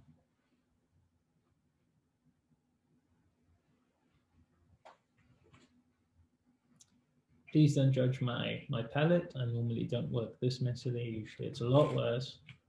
So it's looking great, Lauren. I don't know what you were talking about earlier. So Drake, Steve mentioned that you're a tattoo artist. What other interesting mediums do you work with outside of paints and canvas? I mean, apart from skin. And skin. Actually, there's a varying amount. So I also work in sculpture. I cast mostly in white cement and marble, those sort of sculptures, a fairly small scale at the moment.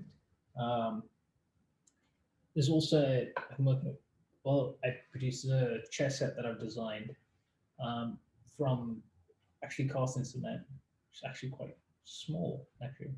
Wow. Yeah, and there are other mediums as well.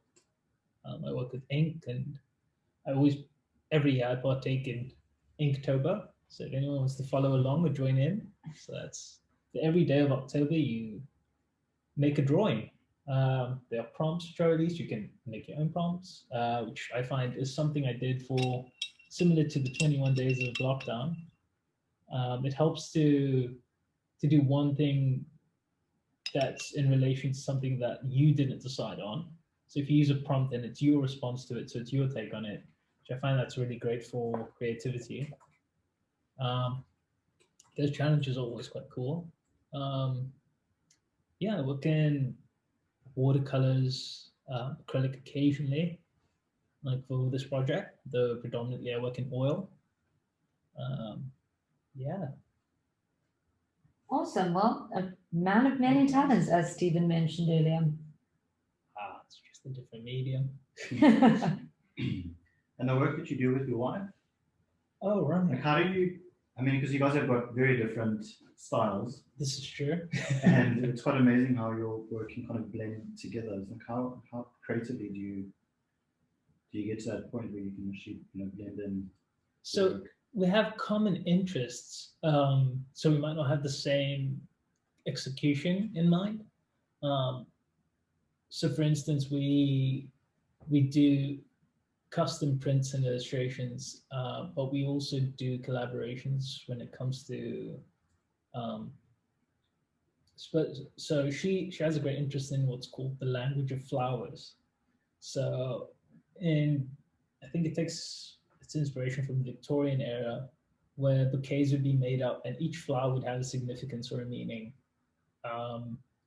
And in her illustrations, because she loves working with botanicals, I mean, apart from other things.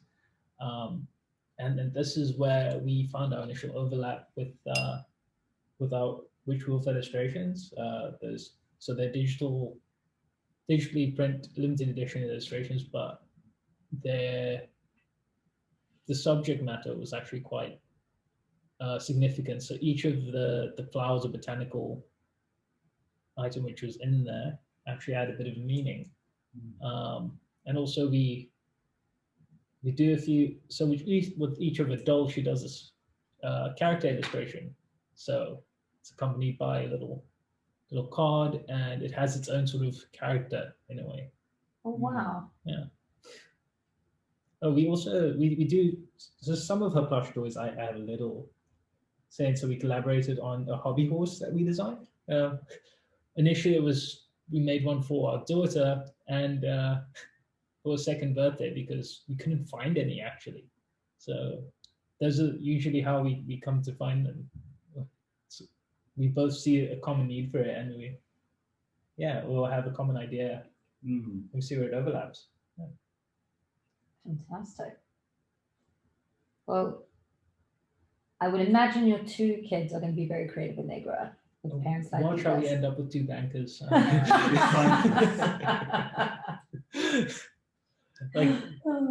no, I don't want to get dirty. No, my daughter loves painting. Actually, she pulls up an easel next to me often. Oh, that's beautiful. It's quite fun. I nearly brought one of her canvases along because she sits alongside mine. So whenever I'm busy, she wants to dip along with that. Yeah. Oh, sweet. That is too cute. Chances are she'll surpass me in every manner. So I'm hoping for it though. That's awesome. Okay, so I think I'm going to move up with step number 7. So as you can see here, it said add the seeded area of the sunflowers with yellow and red to create a burnt orange. So that's similar to what we did earlier, except we're going to leave out the blue and add a small amount of blue to that, as you can see, small amount, to create the shadows as well. So we've done part of that already. And to add more volume and details to the flowers, we'll go into those. So when you do get to the individual flowers, feel free to let me know, and I'm going to walk you through those. For now, we're just going to give the sunflowers a bit more depth in the center there. Cool. So moving on with that, so I'm going to take some of the yellow. I'm going to mix onto this area where I was working earlier, which I wouldn't normally advise, but I'm going to do that just for the sake of keeping inside the frame here. Take some more of that red. Okay, so it's fairly even amounts, roughly 1 to 1 to begin with.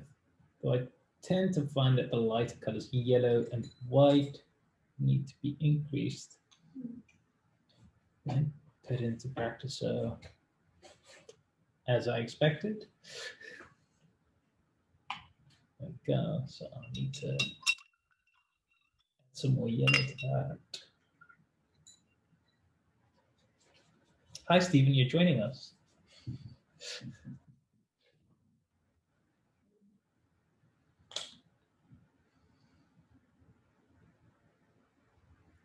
Put a dot of that and then add some more yellow.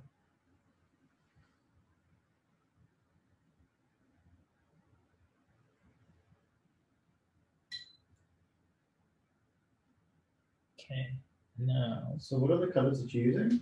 So I'm using some of the red and some of the yellow. I'm mixing that together.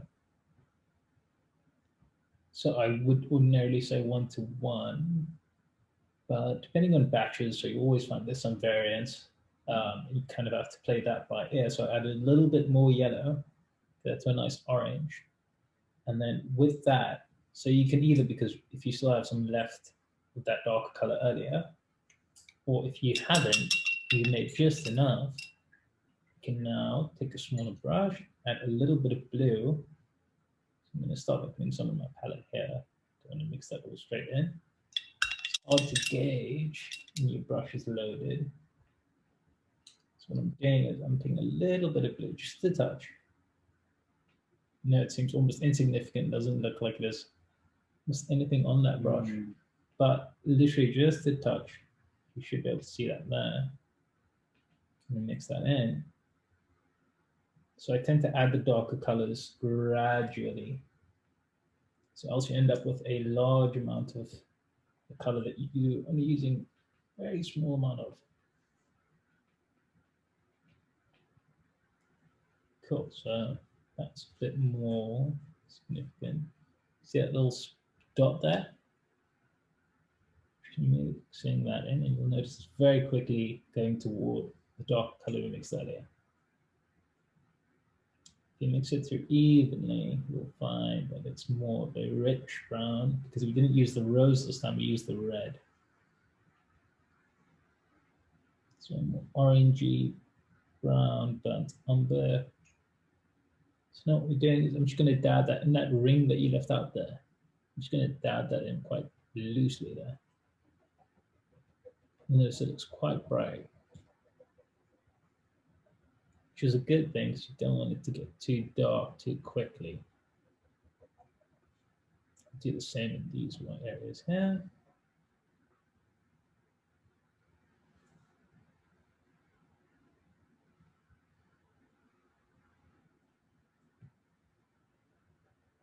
You can see in the picture there's still some evidence of that on that second one right there. before blending. So this one just goes straight over. Cool. And now, because I've still got some of the darker color with mixed earlier, and add a little bit more blue to it, just on the side here.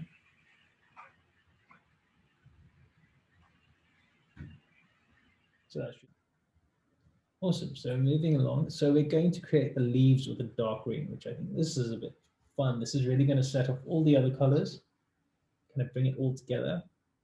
Adding a bit of green does kind of brighten the canvas. So you'll notice. So what I'm going to start off with, I'm going to take some blue and a little bit of yellow. So I want to be fairly rich green. So starting off with blue. I know earlier I said sort of the lighter colors, but we are going to start off with quite a blue inclined green.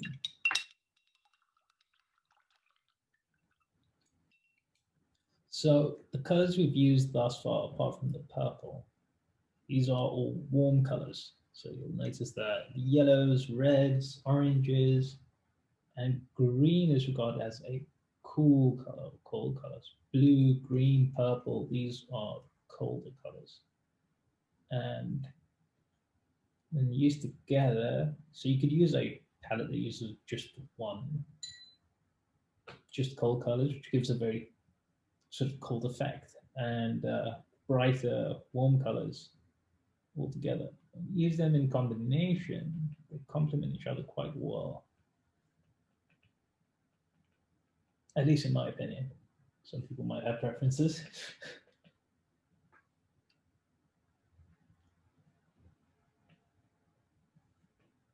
Cool, so as you can see it there. So I'm quite liking the more yellow one at the moment. So I'm mixing it somewhere in between there. So what I've done, you can see is I've mixed one side quite dark.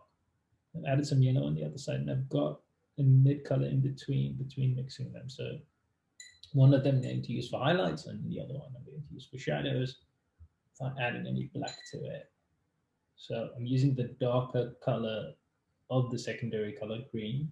So the more blue side for the shadows, and that should keep our painting from becoming too dark while still having shadows and depth. So the first one I'm adding is top one here. And that's also going to define the shapes of these petals here. You can see at the top edge of them.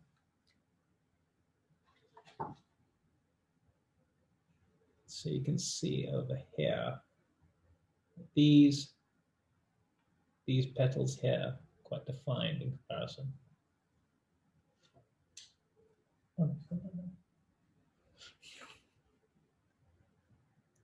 Right, so I'm going to pin that one in there. Start off by cutting in on that shape there. And then brush is a bit too full there. And then I'm just taking that for a curve there. Just blocking out the shape that created. And then one more over here. Nice curved shape there. Here I'm using the larger brush, but you don't have to. Keeping it quite loose. So I'll use the medium-sized brush because I know it's the favorite with most people.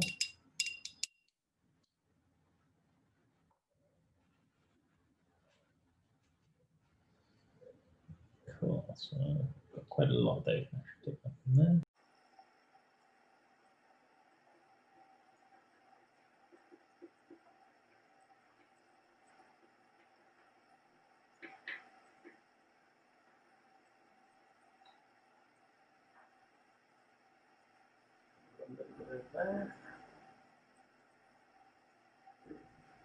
So we're basically filling in all the negative space now. Pretty much, yes. Fair approximation, as well as we're also filling in the spaces that we left out previously. So that's what I'm doing now. I'm adding a bit more the darker shades that you mentioned earlier. So instead of trying to stay away from getting a different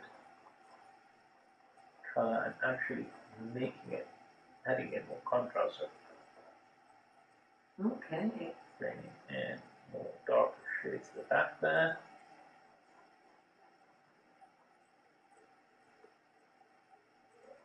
Too enthusiastic there.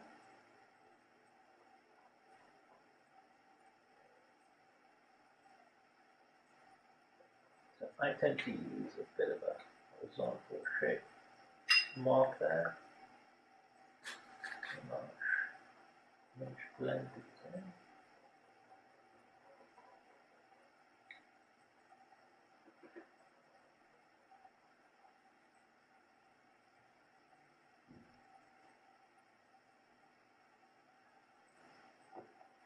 Okay.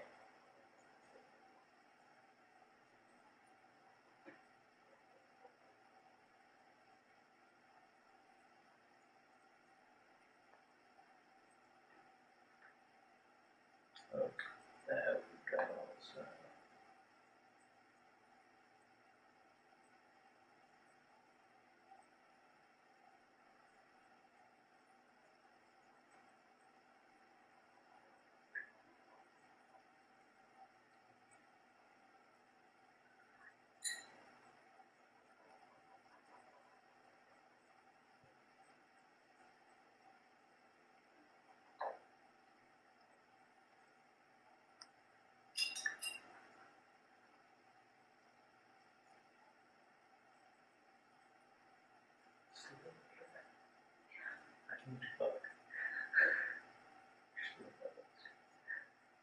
Sorry.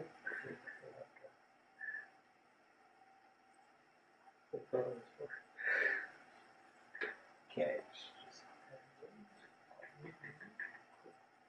Also, now you'll see that I'm doing some of the background petals, and I'm using the burnt umbery sort of dark orange color I mixed earlier, so you can mix up some more. It's just to remind you, it's some red and some yellow, just a touch of blue, not enough to make it brown, just make it a nice burnt orange. And that's the color I'm going to be using for the petals lying behind others. So just to show that they're casting shadow, you see that makes it easier. If I want to recap, that's yellow, red, touch blue. Or if you've got some from earlier, you can mix that into something yellow. There we go. So we're also going to create shadows on some of our petals here, the ones that we painted earlier.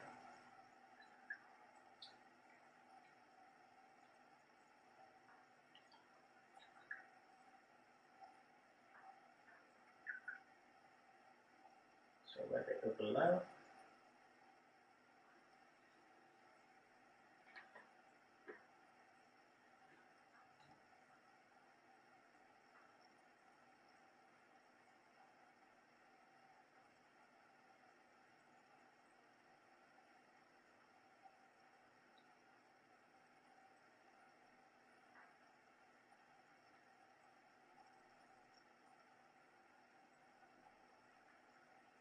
You can see parts that I blocked out earlier. Now you add the shadow next to it. They've become a bit more highlighted. See all along those edges there. So now I'm forming more of the shape. Often what I find is that the shadows give more of the form. In the old Italian Renaissance, they used to say that painting is sculpting with light, because you'd create the illusion of form, trick the eyes. Wow. Yet another interesting fact. You really do know. Oh, excuse me. What not, Drake?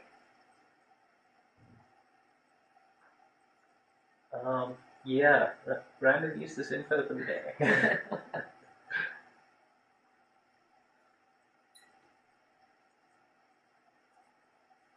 I don't quite remember my time is up over time. Only so many factoids you can dig in.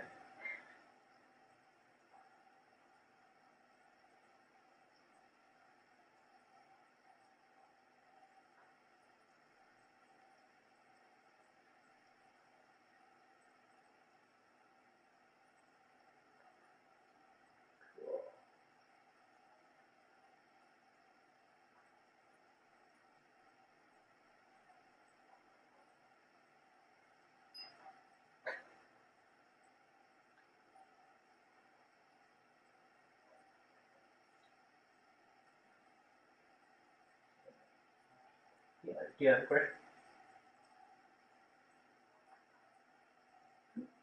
Sorry, I think you had a question. No, no.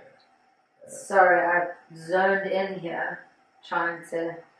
Oh, that's great. If anyone has any questions, feel free to unmute yourself. And yeah, just throw those questions at me.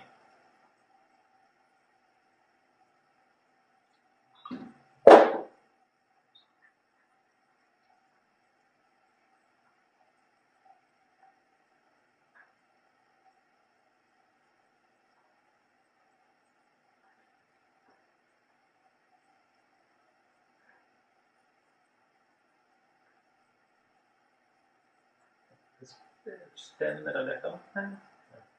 Right.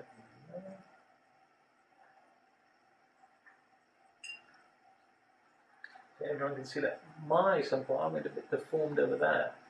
So that top area is the part that I added in, which is a bit more than what was needed. So again, I've still got some of this yellow to white that I mixed in, which you can see is a lot paler than actual yellow. Keep paint it over, which give ourselves that. You can see it. Like I said, it happens to everyone. We'll kind of overestimate our space a bit sometimes. Let's get back to that. There we go. I've just blocked that out. Give yourself a little bit more space. Okay, push the darker part back here. So now I've reorientated the center, so to speak. It doesn't matter if someone can pick it up. It made a difference to your painting. Did it change? It's always a good thing.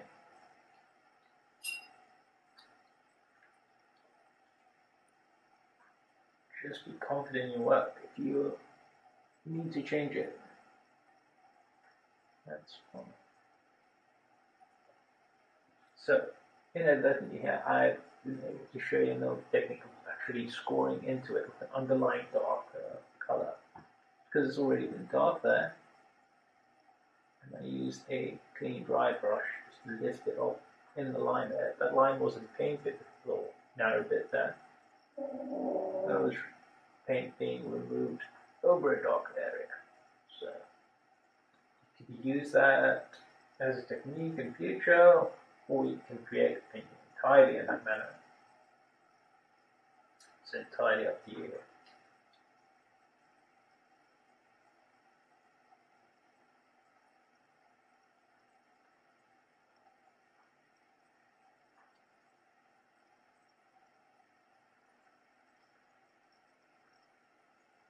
Let's go.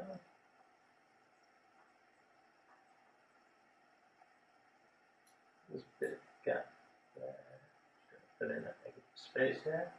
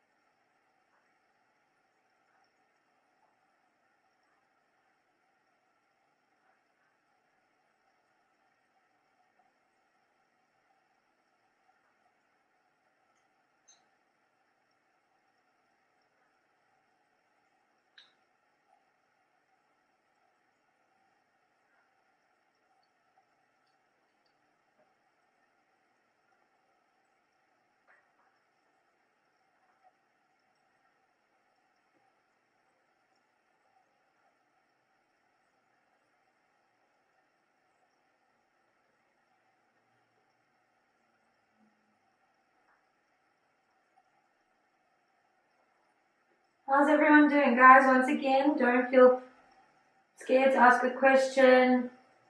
If you're worried about your spacing or your colors or anything. Yeah, or even if you just want to share your painting with the rest of us, it'd be great to Yes. see progress, or if you finished, because it seems some people are a lot faster than me these days. Cool.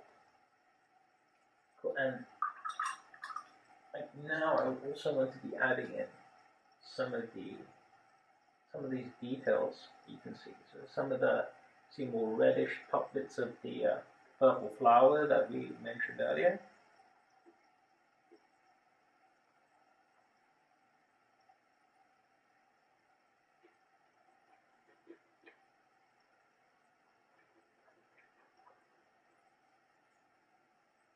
So I'm going to be doing that next and just finishing these. Definition of the outside petals.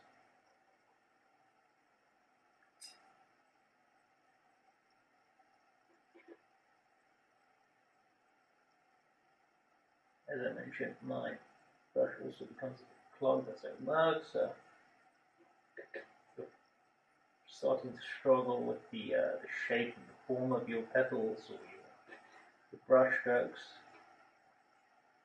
The paint becomes a bit more smudgy than strokey.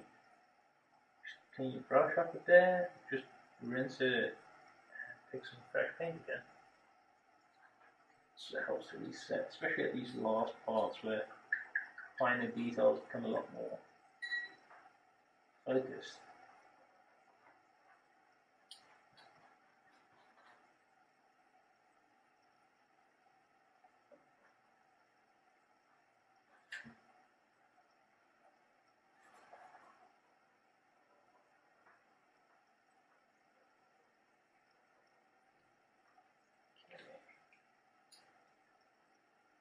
Something I might not have mentioned earlier is that I can use some yellow to put it inside the second shader. You looked at that illustration, the reproduction we've got here. So along the outside edge there. Okay, over there, like I just did, I just smudged it away with my finger. She lifted it up. And that's why we've left that top edge there.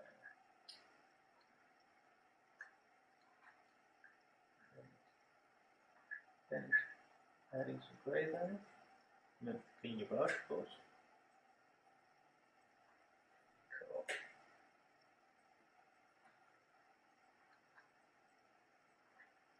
So we'll be swapping between colours quite quickly, or relatively. No, I suppose. So there are a lot of the little bits that you might want to add and change.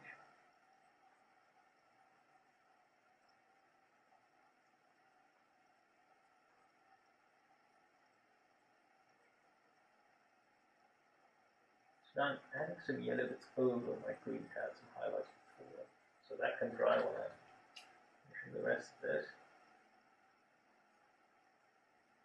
See, there's some shadow along the edge there, so that will be slightly darker than the rest of the highlighted edge of the jug.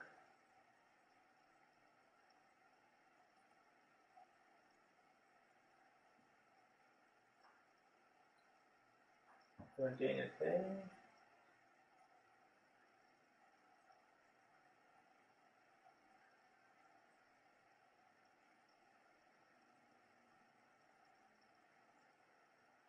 Is everyone still alright, guys?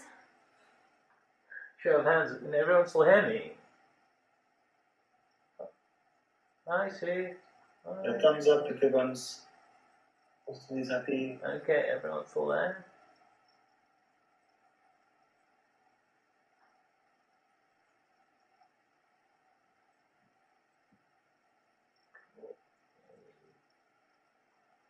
Everyone's still here.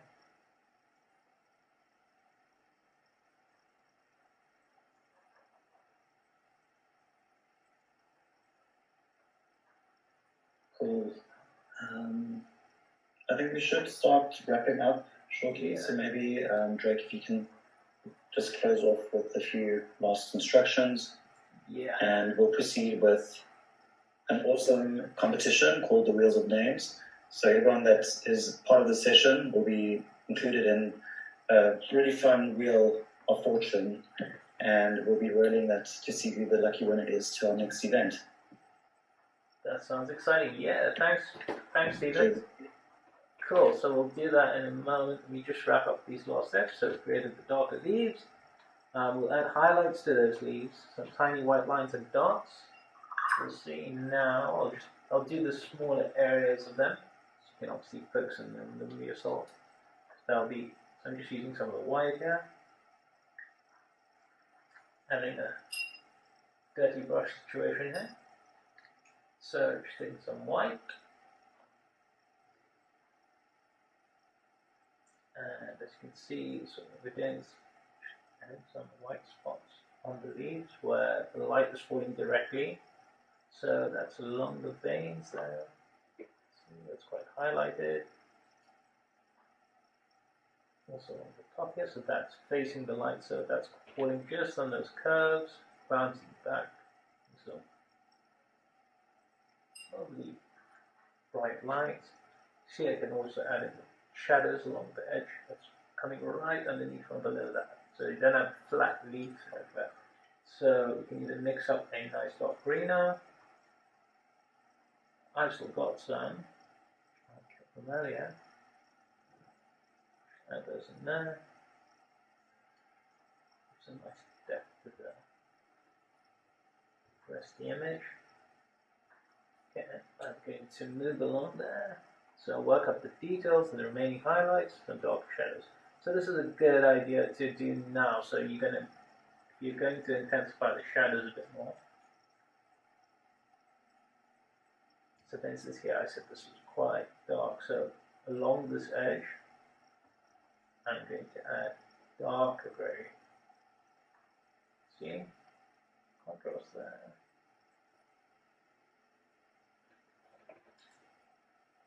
So that's quite intense actually, and I'll give it a lot more shape and form. So again, if you're using a smaller brush, you'll notice that you're creating quite block out of colours. It's where your larger brush comes in handy to blend the edges. Don't need a lot on your brush.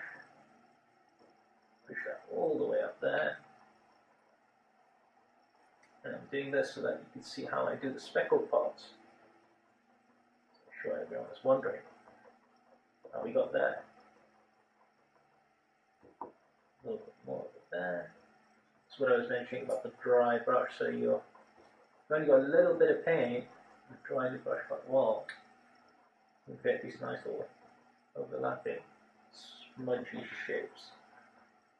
So now I'm going to be clean my brush now. I'm going to also add the reflections of our paintings over here. So I'm using again some red and a lot more white this time because colors are not as saturated.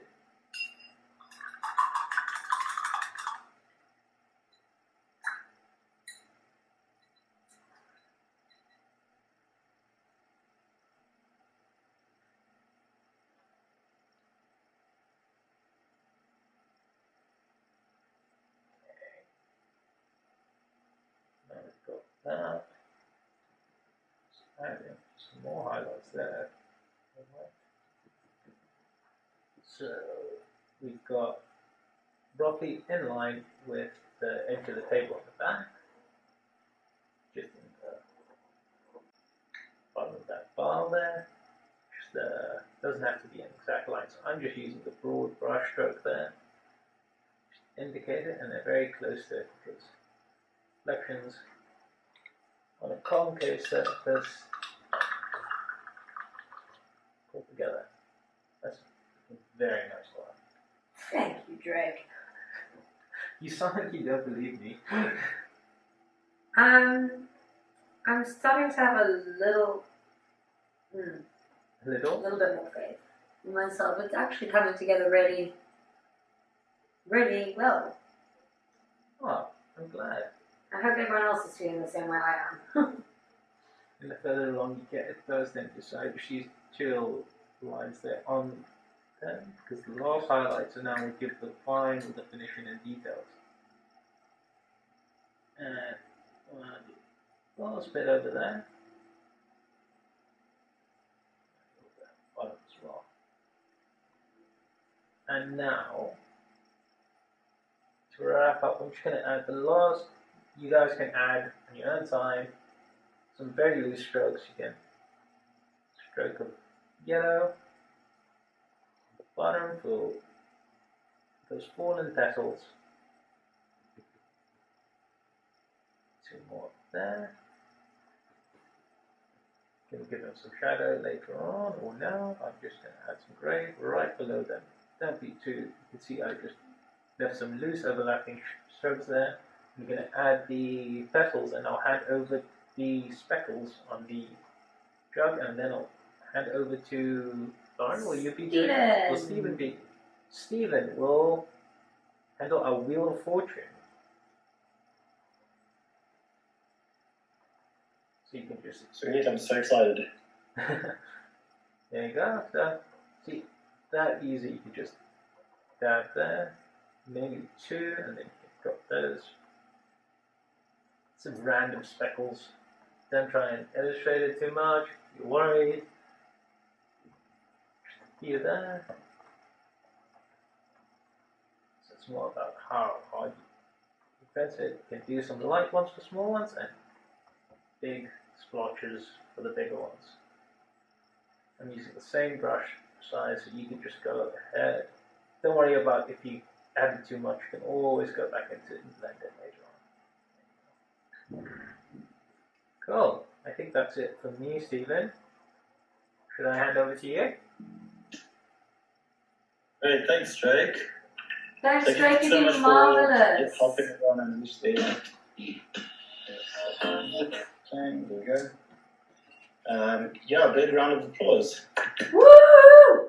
All right, guys. Everyone, please hold up your painting. Show all of us. Show Drake. Thank you so much for for painting with us today. That looks amazing. Oh, great job. Thanks, Sid. Thanks, 909.